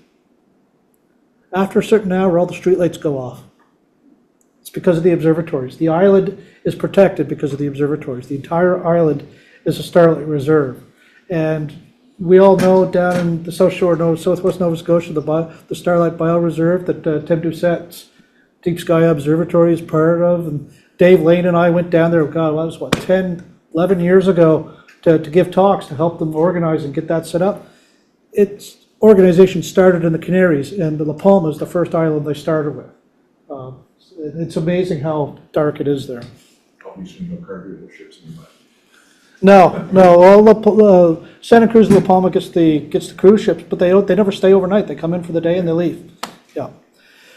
Day 9 would be the first day of Starmus, but we would actually do our last touristy thing in the morning. We went back to the museum for the volcanic information center and stuff, and we would do a tour. So we would actually get on some gear. We paid for a 2-hour tour, and we actually did a kilometer hike in a lava tube downhill through the lava field. Now this would have been the lava flow from 1971, not the recent 2021 flow, but 1971. And the picture on the right, it's really hard to make out. We were in a part of the cave that was pitch black, like pitch black. Like they actually stopped us, told everyone, hold a piece of the wall, get your feet planted firmly. Okay, now everyone turn your headlamps off. And it was dark, like you're 300 meters from any source of light, and it's dark. And the whole wall is wet and feels fuzzy. And its roots from the plants above, 3 to 4 meters above the lava, the roots coming down through there looking for moisture in the cool cave of the lava tube. And what's really neat is that little speck of red that's in the middle top of that image, that little speck of red is a plant. It's a plant growing in that dark cave. Life will find a way. But that was a really cool tour, wasn't it, Sue? The best. The best, yeah. Highly recommended if you ever go. That afternoon, Starmus would finally start. And this is the venue. So the limited capacity seating was about 300 seats on the patio deck beside the pool overlooking the beach at Port Naos. Really rough. Really rough. That was the view behind the stage. Like, that's how close you were to the beach. We could hear the waves breaking on the cliffs as we were listening to the talks. About 24, 25 degrees there every day, sunny every day for the 4 days of the conference. Just gorgeous. Talks, speakers. It's probably too small on the shrunk screen here to be able to make this out. But across the first 2 rows of that are 8 Nobel laureates, just to put in perspective the creative speakers they have there. Contenza, I got to remember her name, Contenza. Okay. I mean, astronauts, cosmonauts from, no cosmonauts this time, astronauts from the European Space Agency, physicists, astronomers, IT gurus, chemists, biologists, a bit of every science you could think of was there to give talks this time. The noticeable exception this Starmus from the previous 3 that we have attended, not one Russian, for obvious reasons. And performances, artists, because of course they had concerts. Brian May could actually not make it. He was at a concert in Los Angeles the week before and got COVID. He's co-founder of the conference, so he was devastated not being able to be there. But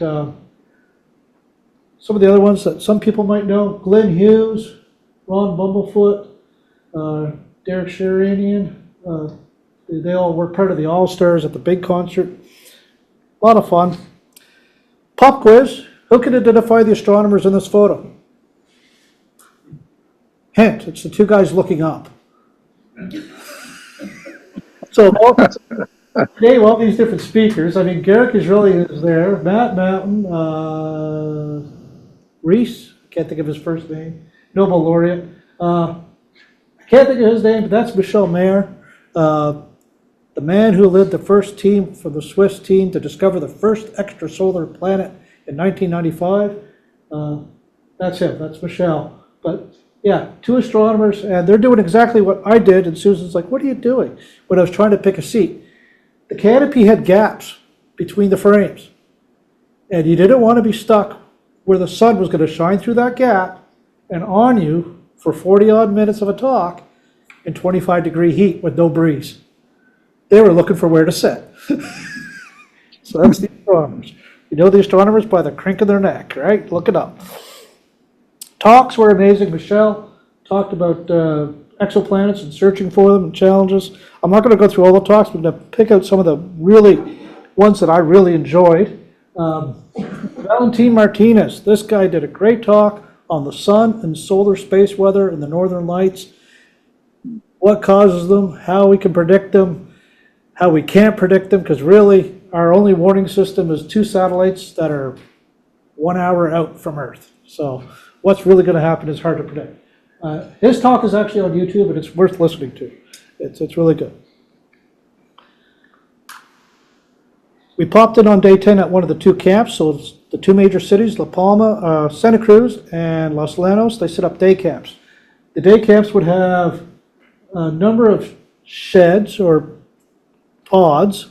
All the different universities, departments had displays, interactive activities, talking to people. They would bring in speakers from the Starmus events to talk, and they would bring different schools, grade schools, to this every day. Because of course, this is weekdays during April. School's in, so they brought the elementary, middle grade, and the high schools all to the talks all week long, over the 4 days, to get students out and meet the speakers and hear the talks. So we popped in one day just to check that out, and really neat. The island has 80,000 people. We went to the wine tour, and at our wine tour, the guy that was giving us the tour, the guide, he was telling us about his love for the island. He grew up there, and he loves wine, and he loves the stars, and he does a little bit of astronomy. I never really asked him about it. We just did the tour. So we're walking around, and one of the booths was the Starlight Foundation that developed our bioreserve in the southwest of Nova Scotia. So I want to go over and talk to them for a minute, see what they got for pamphlets, and see what they're doing new. And wouldn't the guy that was giving us the wine tour actually be working for the Starlight Foundation? It's like, just, you never know. So few people there. But he was quite surprised to see us there with Starmus Pass. He said, oh, you're here for that. Yeah.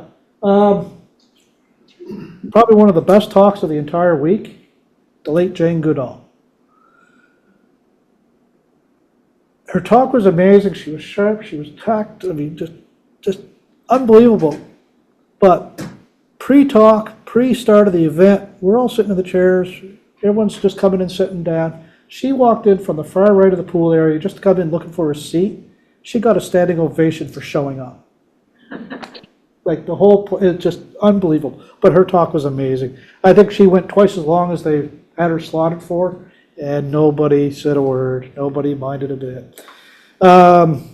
Constantina, the lady I just wanted to mention a minute ago, she gave a great talk. She's a volcanologist and a paleontologist, and she gave a great talk on the island's volcanology, and mostly about that most recent eruption. I took a picture of this slide mainly because these 2 images are from roughly the same location. This house, or this vineyard, is this one here. This peak, little peak here, is actually this peak. This ridge is here. This is the new volcano that formed in the 2021 eruption. Pretty neat seeing the before and after, what wasn't there, what was there when it was done.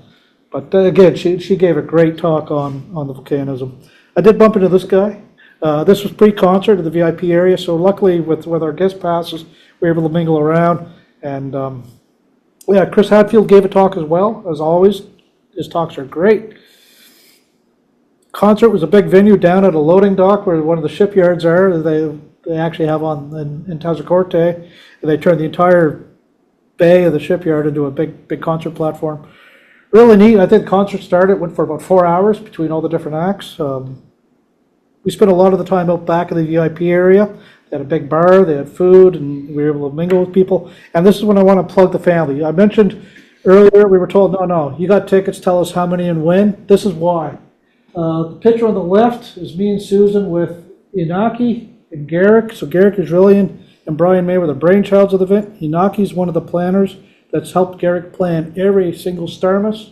And on the right is Alejandro and his family, Raquel and their daughters. I can't think of their daughters' names, but they've been like family ever since Starmus 1. We actually ate at the banquet at Starmus 1 with Alejandro and his family. And at the time, they only had the one daughter, the oldest daughter, who was 16 months old. She was getting antsy. And Catherine mentioned to me and Susan, well, do you think they'd mind if I took her for a walk? And Raquel was like, what do they ask it? And Alejandro translated, and Catherine took her off and kind of like a big sister or a babysitter. And she did that a number of times, and we just kind of became friends from that point on, and we're still friends. So anytime we go back, we see them. But because of these folks treating us like family, anytime we go to Starmus, even when it was me and Susan this trip, without Catherine, it's like, no, you're family, here's your tickets, come. Anytime, you're welcome, come. Getting there, second last day, 11. They do a big roundtable discussion at least once during the conference. We often pass on that because they always do it at a remote location. So you go to the conference and you sit in a chair and you watch it on a screen. And the first one was interesting, but we try to use it as another vacation day. So we went to our last beach of the trip. This was the hike going down. This is from the parking lot up here, down about 700 vertical feet to get to the beach. And it's nothing but stairs down around the corner. Oh, what did I? Stairs down around the ridge and around the corner. And eventually, yeah, there's looking back at the stairs to get back up. You got to go up. That's the worst part. The only way out of there is those stairs. But when you get down to where you're going, yeah, Playa de Nogales. Beautiful black sand beach. Big waves. It's actually a surf beach. A lot of people go surfing there, but just gorgeous spot. Day 12 would be the last day of Starmus. I highlighted this slide. This was a really good day of talks. Kip Thorne, gravity waves, Nobel Prize now for gravity wave research, with Leah Holleran. She's actually an artist. Matt Mountain, who's actually has a daughter that married a man from Mahone Bay and is now coming to Nova Scotia for visits often. And I did get to talk to him. I'll tell you that story in a minute, but he may be someday a speaker if I can ring it the right way. So we'll see. Jill Tarter, the mother of SETI, Search for ET. George Smoot on stem cells. Yeah, just a great day of talks. But Kip Thorne and Leah Holleran, oh my God. Vacuum fluctuations at the warp side of our universe. I think that's going to make your head hurt, right? Well, not really. Leah is an artist at the same university at Caltech where Kip teaches and works. And they got this collaboration going about trying to come up with a way of her doing artwork to explain what Kip's mind is thinking about what he's trying to envision in space-time. And what started as to be a 16-page little pamphlet turned into a 300 and something page hardcover book with over 350 sketches or pieces of artwork. And then they took Kip's thoughts, and rather than have him try to write text that would explain it, they turned it into poetry. And they spent a talk explaining the project and then going through some of the pictures and the images. And yeah, some of them are like this, and this one was actually an animated GIF of two black holes collapsing and colliding. And it was really cool because while this was animated and they were reciting it, The waves were crashing. And as these things were spinning around, you could hear a wave coming in. When they collided, the wave hit the cliff. It was really poetic. It was really neat. But the artwork that she does is really neat. The talk they gave was really interesting. Jill Tarter gave a great talk on SETI again, on the updates of where things are at. Just amazing. Final night was a dinner at a it was a museum, but it's an old monastery. Yeah, thank you. This is afterwards. A lot of the crowd had gone. A lot of the food was gone, but beautiful facility, beautiful spot. And finally, we had to leave. This was actually at the airport. We watched them drive one of the Starmus cars away. It was sad. But a epilogue to it all. While at the airport, Starmus still carried on. There's only 9 flights a day off the island by Benters. Starmus got over the night before. Everybody's got to go home. So while we're sitting at the airport, a couple gentlemen came and sat across from us. One was Valentin Martinez, the speaker on space weather. The other was Matt Mountain, who's got a daughter-in-law or son-in-law here in Mahone Bay. And we got chatting because the flight was late. And Valentin heard where we were from. He said, "Oh, you must have saw the aurora." And I started showing pictures, and it's like, "Oh, yes, we had a great chat." Anyway, he asked, "Did you get up to the observatories?" I was like, "No." I said, when we were here for Starmus 1 in Tenerife, we had a tour of the observatories untidy, but we went up here to look around and hike, but not do a tour." He said, "Oh, so are you ever coming back? Is this your first time?" I said, "No, this is our second, but we're definitely coming back. We love it on La Palma. We're definitely coming back." He said, "Okay." So he pulled out his wallet. He said, "Here's my business card. Next time you come, call me, email, I get you a tour." So the next time we go, we're going to try and bring a tour. And as I said, Matt's coming to Nova Scotia. I'm hoping we can wrap Matt and do a talk. In a nutshell, that was our trip. That's Starmus and La Palma. And if you can go, even just go to La Palma, go. So yeah, I think that is everything I have to say about that. Anything you want to add, Susan? It was amazing. It was amazing. So yeah, questions? Not likely. Cool. Nothing online.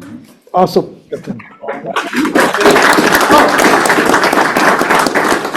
I did want to add, and I didn't do this. Starmus happened for a number of reasons. One, Dave Lane.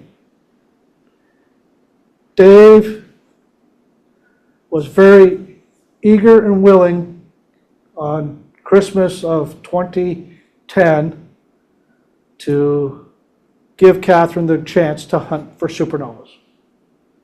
She found one New Year's Day.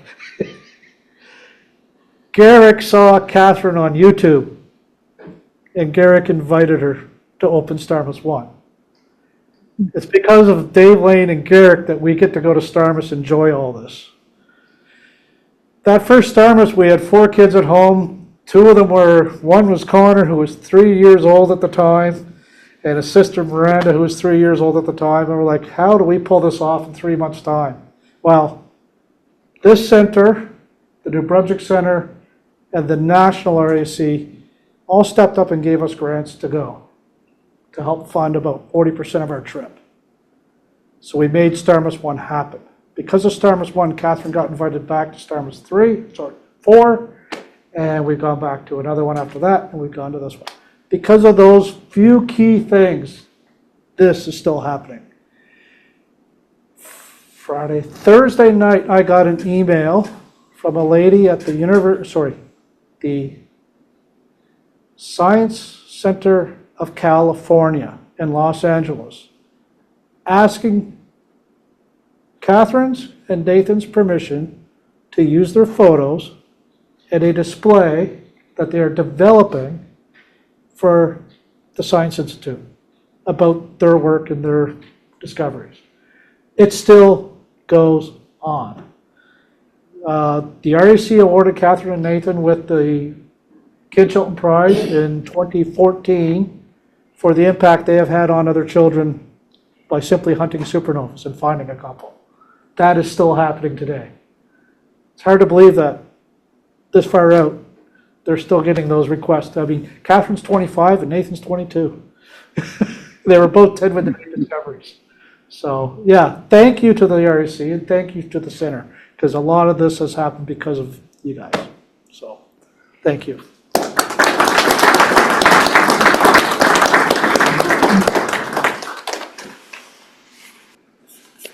Okay, we're going to just forge ahead, and Tony McGrath is going to give us news from the board.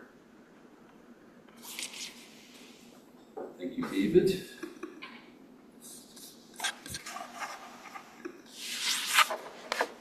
So, just a couple items. December is the time, it's the end of the year, and it's the time for nominations for the national awards. So, if you know of anybody who's deserving or contributes to the mission and goals of the RASC, this is a wonderful opportunity to recognize those. So, the information concerning the awards is all available on the website, and the deadline for nominations is the 31st of December. So I encourage everyone to have a look.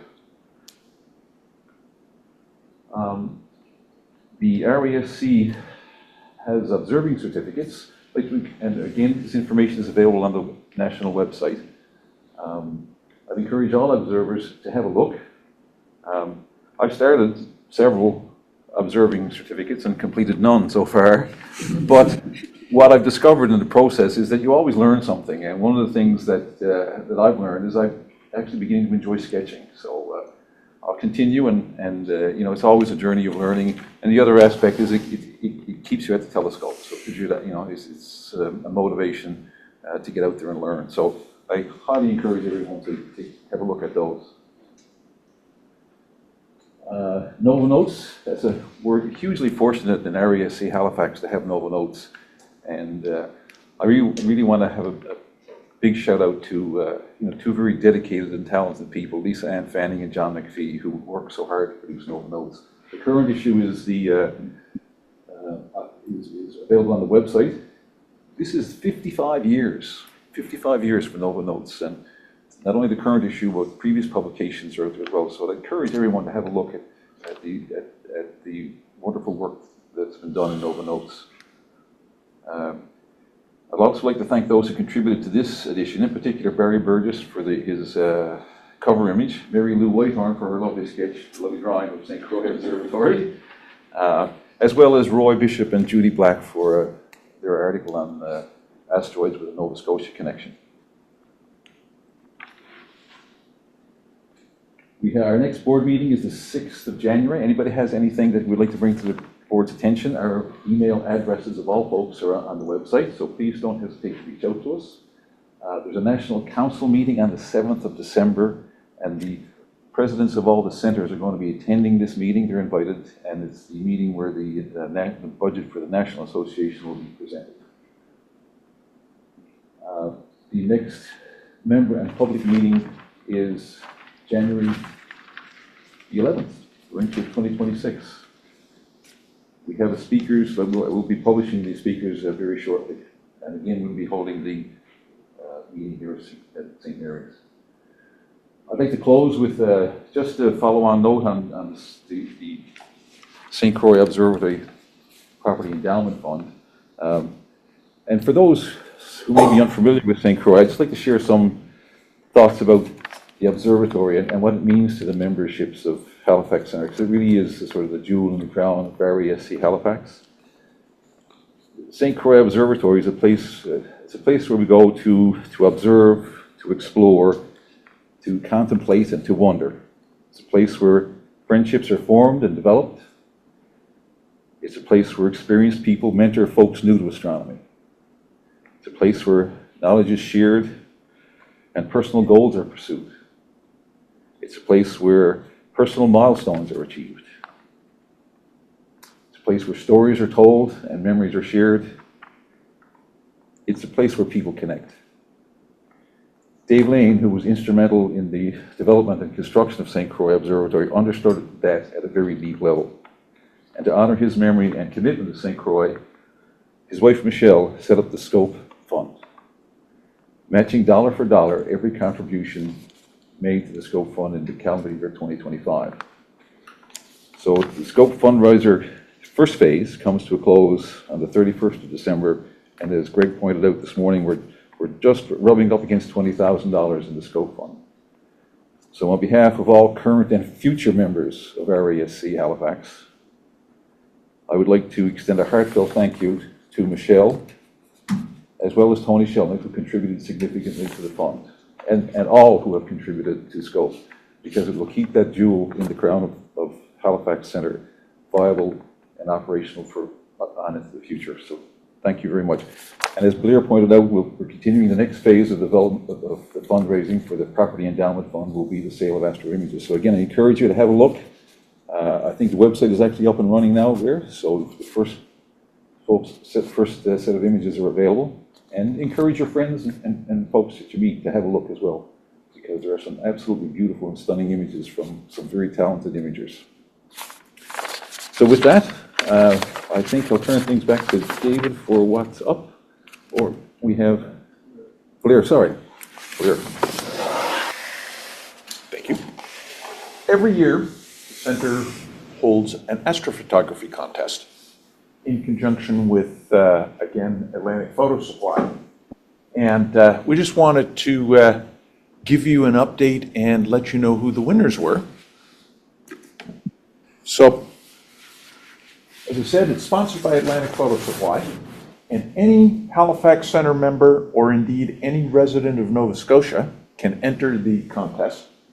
And there are 3 categories, and we did 3 categories to allow for different types of gear and different ranges of experience in astrophotography. So the first one, wide field imaging, you can enter that with nothing but a cell phone. You can get some, I think it was, Paul, was it you that said you took the Milky Way image in your presentation with just a cell phone? Yeah. Yeah, so I mean, you can get some really nice images with very limited equipment. Next up is solar system imaging. Now in solar system imaging, we're looking for more detailed pictures of the moon and planets. And finally, deep space imaging. We also have the People's Choice Award that basically anyone in the province is allowed to vote on. So we've gone out to I must admit, mostly Centre members vote on it, but it's open to anyone in the province. And we have a website here on the RASC, on the Halifax Centre website, where you can see all of the fantastic images that were submitted this year. The work that people have done is just outstanding. We do want to name the winners here today and congratulate them. The actual prizes are, if I remember correctly, a canvas print of, it doesn't have to be the photo that you submitted, but it certainly can be. And they are being provided by our sponsor, Atlantic Photo Supply. So the winners, in the wide field category, with a wonderful picture of moonrise over York Redoubt, is Mr. Hoskins himself. It's a 1.3 second shot taken with your DSLR, if I remember correctly. And it's a wonderful shot of our moon rising over York Redoubt.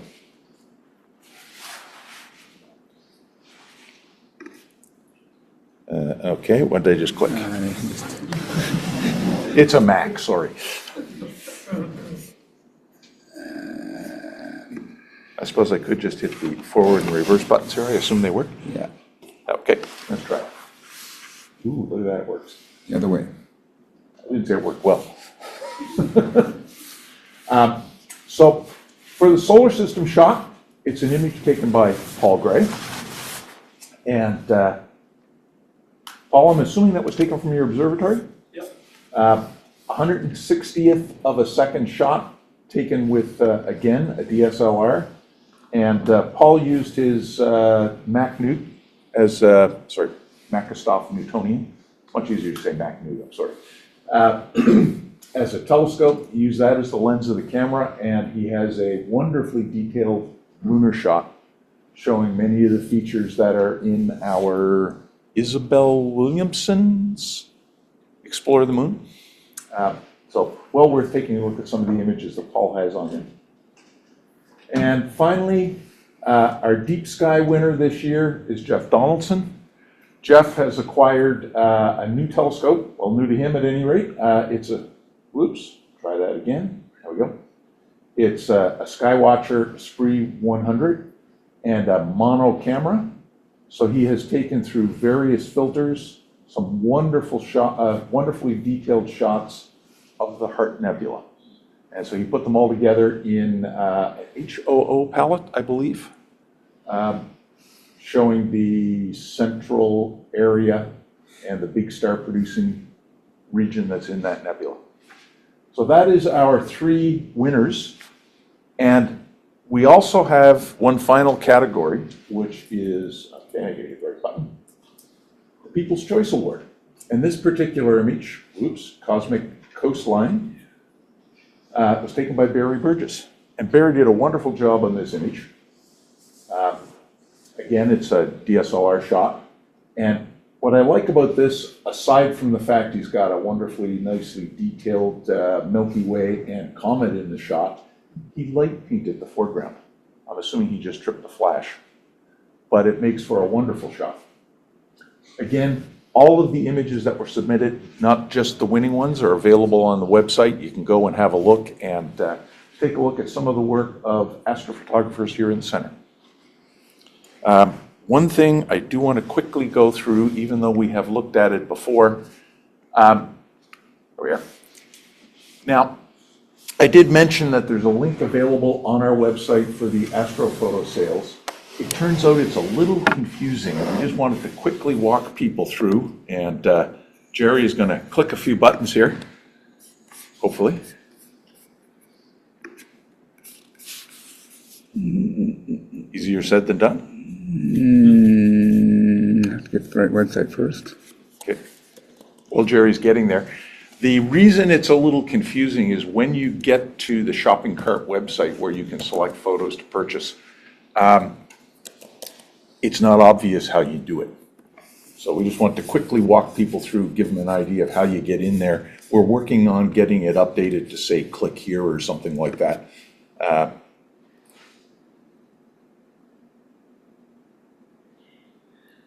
Okay, maybe we're going to be able to. Thinking about it, yeah. There we go. So you get to this display, and this is the sort of landing page when you click on that link, and it's not obvious how you do anything from there. Well, the simple thing is you click on this. And Jerry, if you click on that now. It does say now, please click here. Oh, it says that now, finally. Okay. You've improved it. So if you click on that, it opens up here to give you some information about the Scope Fund and about Dave. And then you click the Enter button. And from there, you can then select whatever image you would like to purchase. Scroll down, and there's a checkout button. Order prints right there. Click that, and just from that point, you can just follow the prompts on the screen. I'll show you there is one confusing part. Only one? One more confusing part. Add to that to the cart. Oh, it wants me to. You have to actually become a user of the website, so it can track you. Create an account. It's fairly straightforward. So I think I've added that to the cart. Let's see. Go to cart. Jerry's buying more pictures. Yeah. So this is the confusing part. No product image provided, but apparently we haven't found out where that's coming from, but it does not affect your purchase. Yeah. And we will not continue purchasing that again. All right? Yeah, the no image provided image costs more than all the others, by the way. So at any rate, as I said, photos are there available for purchase if you want a unique Christmas gift for a family member or a friend. Yes? Question. Yeah. Just thinking about Atlantic Photo, they produce a number of products with images on the product. They do. Could you repeat the question, please? Oh, okay. I'll wait till she finishes asking it before I repeat the question. I'm just wondering, is there any opportunity, and we're getting so close to Christmas, maybe we're past their deadlines, but is there any opportunity to think about how some of those photos could be used for products and still benefit the Scope Fund? Or is that getting too complicated? So Michelle has asked, is there any way we can use the photos for other products that Atlantic Photo Supply can provide as part of the scope fund? And turns out it's not quite as simple as that. There's a lot of work goes into preparing the photos to make them look right for the particular print process. So for instance, it took us about a month, 3 months, okay, to get those photos looking the way they are. So for instance, if someone wanted a canvas print, it would take us another couple of months to get them right. So that's why we didn't do that this time around. I have been talking with the folks at Atlantic Photo Supply to find out which of their processes are similar. So for instance, they're trying right now to find out what those look like on canvas.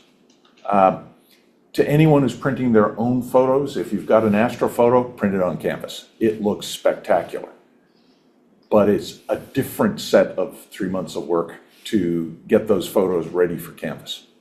So to simplify it this time around, we picked luster print as the way to go, and we've developed the technique now to make them look reasonably close to what they look like on the computer screen. But that was the reason for that, Michelle. Thank you. Any other questions? What's that? Potentially down the road, more to come. Potentially down the road, and if anyone is really determined to get them in some other media, let me know. Just fire me an email and I can probably do something special. Any other questions? Okay. Just before we move on, Michelle, if you come down for a moment.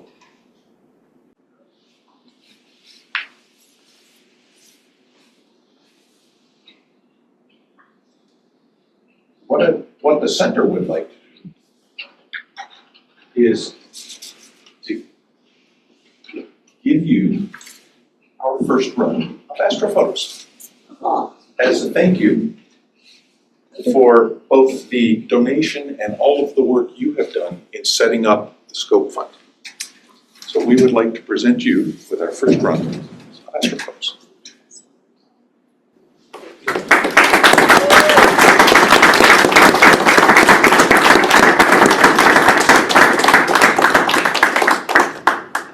These are very special, and they will occupy a very special place at home, and be a wonderful reminder of this collective project, because while I may have started it in honor of Dave, everyone got on board and continues to be on board, doing even more. And I know that you and Jerry did a remarkable amount of work to facilitate this. Well, I think it was a team effort, and I know it was quite complex. And so good on you. Good on you. And I'm looking forward to being able to top up that fund with the mentioned monies as soon as the end of the month comes around. Yeah. Buy your photos. Good. Thank you so much. You're welcome. Thank you.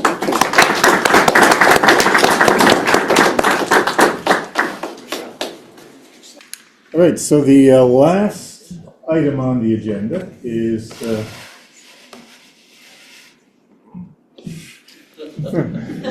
shouldn't have said last.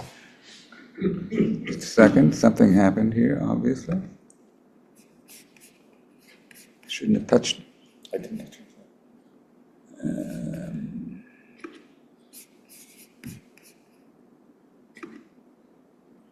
All right. So what's up in the December sky? Okay, well, shortest days of the year are occurring. So as of the 1st of December, we only had 9 hours of daylight. And the winter solstice will take place on the 21st of December at 11:03 a.m. in Halifax. The earliest sunset will be at 4:33 from December 7th to the 12th.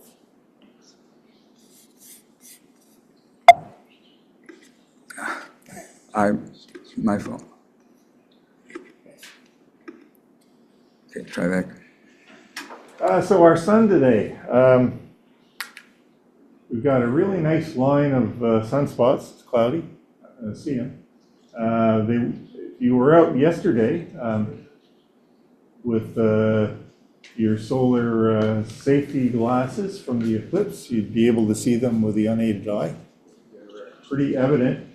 And I found this graphic really interesting. This is the sketch that Carrington made of his sunspot, the one that was responsible for the Carrington event. And you know, these two sunspot groups together are just about the same size, perhaps a little bigger. So it's a pretty impressive grouping of sunspots, and it's pretty active. It's let loose a couple M-class flares, and I think it's already, we had a G2 geomagnetic storm a couple days ago, but clouds in Nova Scotia as usual. Not a great time for Northern Lights, but it's definitely ones to keep one's eyes upon. The moon this month. We were just past full moon, the river's freezing over moon, which was on the 4th. And tomorrow night, the moon will be near Jupiter. Then on the 10th, it's near Regulus, and we're at last quarter. And followed by the Geminid meteor shower peak on the 13th and the 14th. And this is going to be a good show because there's not going to be any moonlight to interfere with seeing some of the fainter meteors. New moon is on the 19th, winter chief moon, and that's followed by the Ursid meteor shower peak. Not as impressive a meteor shower as the Geminids, but the fact that the sky is going to be really dark, it makes it worth bundling up and going out and having a peek at it. Then the moon's near Saturn, first quarter on the 27th, and then at the end of the month it'll be near the Pleiades again. So this is what, if you had your binoculars out on the 4th, which I think was cloudy, no, there was some breaks in the clouds on the 4th. You would have seen the moon very close to the Pleiades, and over the course of the evening, the moon would have occulted part of this open star cluster. On the 10th, this is a challenge because if it's clear, you have to stay up pretty late, because you have to wait for Leo to rise in the east. But we've got the moon in its waning gibbous phase, and Regulus, bright star in Leo, and Regulus is a double star. You can actually see in Stellarium that that's shown there. So that's a nice view. Well worth staying up late. Early in the evening on the 26th, you can see the moon, nearly a quarter moon, and Saturn. And on the 31st, so New Year's Eve, step out at 8 p.m. if it's clear. You get a really nice view to the east of the winter constellations, the moon and Jupiter and Orion, and Capella and Auriga all taking center stage. So this would be a nice wide field shot image. Those that are doing Explore the Universe or Explore the Moon, time around the first quarter is the best time to check off a lot of the lunar features that are part of those two certificates. So between December 25th and the 29th, have a look for these mare and these craters. If you haven't yet seen the lunar X and the lunar V, and these are clair-obscur obscure effects. The X is formed by light and shadow on the rim of 3 different craters, Blanchinus, Lacaille, and Purbeck. And the V is formed by Urquhart crater and a few other small craters. So if you step out on the evening of December 26th around 10 p.m., around that time, you'll be able to see the lunar X and the lunar V. So there's the X and there's the V.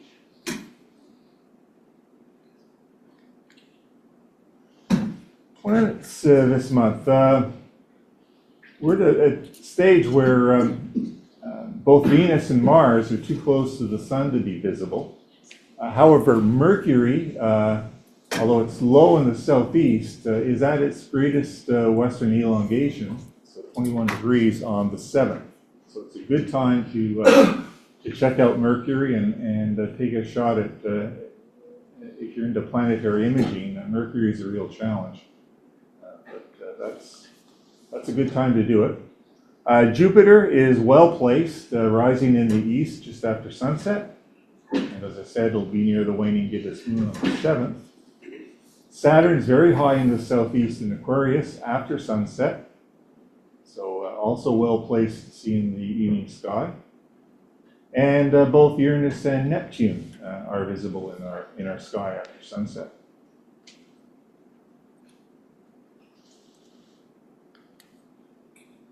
A few more words about the 2 meteor showers. The Geminids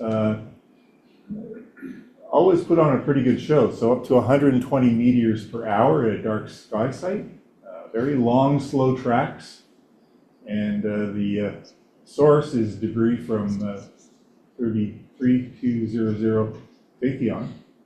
The radiant will be above the horizon late in the evening, so you don't have to stay up till the early hours. Before midnight, around midnight, should give you some nice Geminids. And the Ursids are the poor cousin of the Geminids, but it peaks during a night of when there's no moonlight, up to 10 meteors per hour, and the radiant is circumpolar. So there's the Big Dipper, Ursa Major, and Ursa Minor, and the radiant is just between those 2 constellations. And the source for these meteors is 8P Tuttle. So dust and debris left over by this comet as it traveled through the inner solar system. Your winter constellations for Explore the Universe are Auriga, Gemini, Taurus, Orion, and Canis Major, Canis Minor. So you can see all of those around 9:30 towards the end of the month, looking towards the southeast. The winter hexagon is quite outstanding from a dark sky site. This is a photo from that Dave Chapman took, and you can see the hexagon formed by the Castor and Pollux in Gemini, Capella and Auriga, Aldebaran in Taurus, Rigel in Orion, Sirius in Canis Major, and Procyon in Canis Minor. And a smaller geometric asterism is the winter triangle formed by Procyon, Betelgeuse, and Sirius.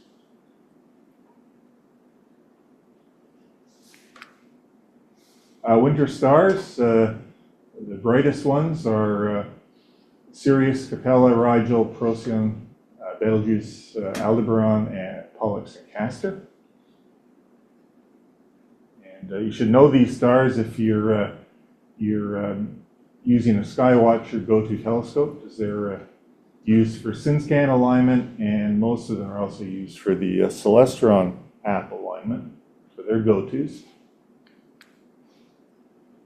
The winter deep sky object for December is Kemble's Cascade, which you can find high in the sky, just above Capella. And this is the cascade that Kemble identified.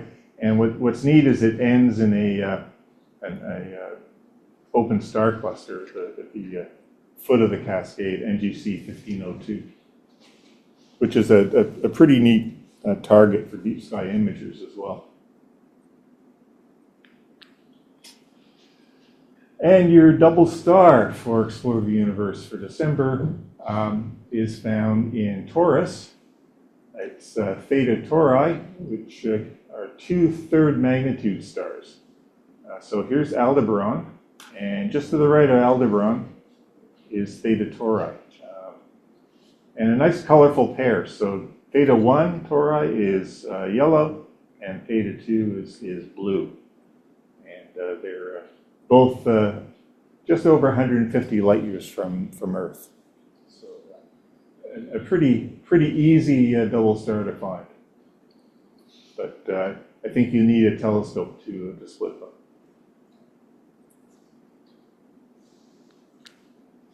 And that's it for what's up in December skies. So cross your fingers for clear skies and get out there and do some observing, imaging, whatever, sketching, whatever strikes your fancy.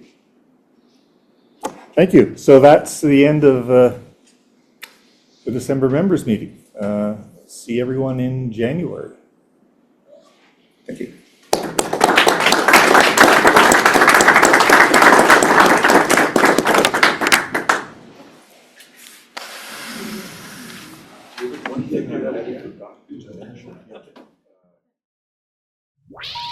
Please hang up and try again.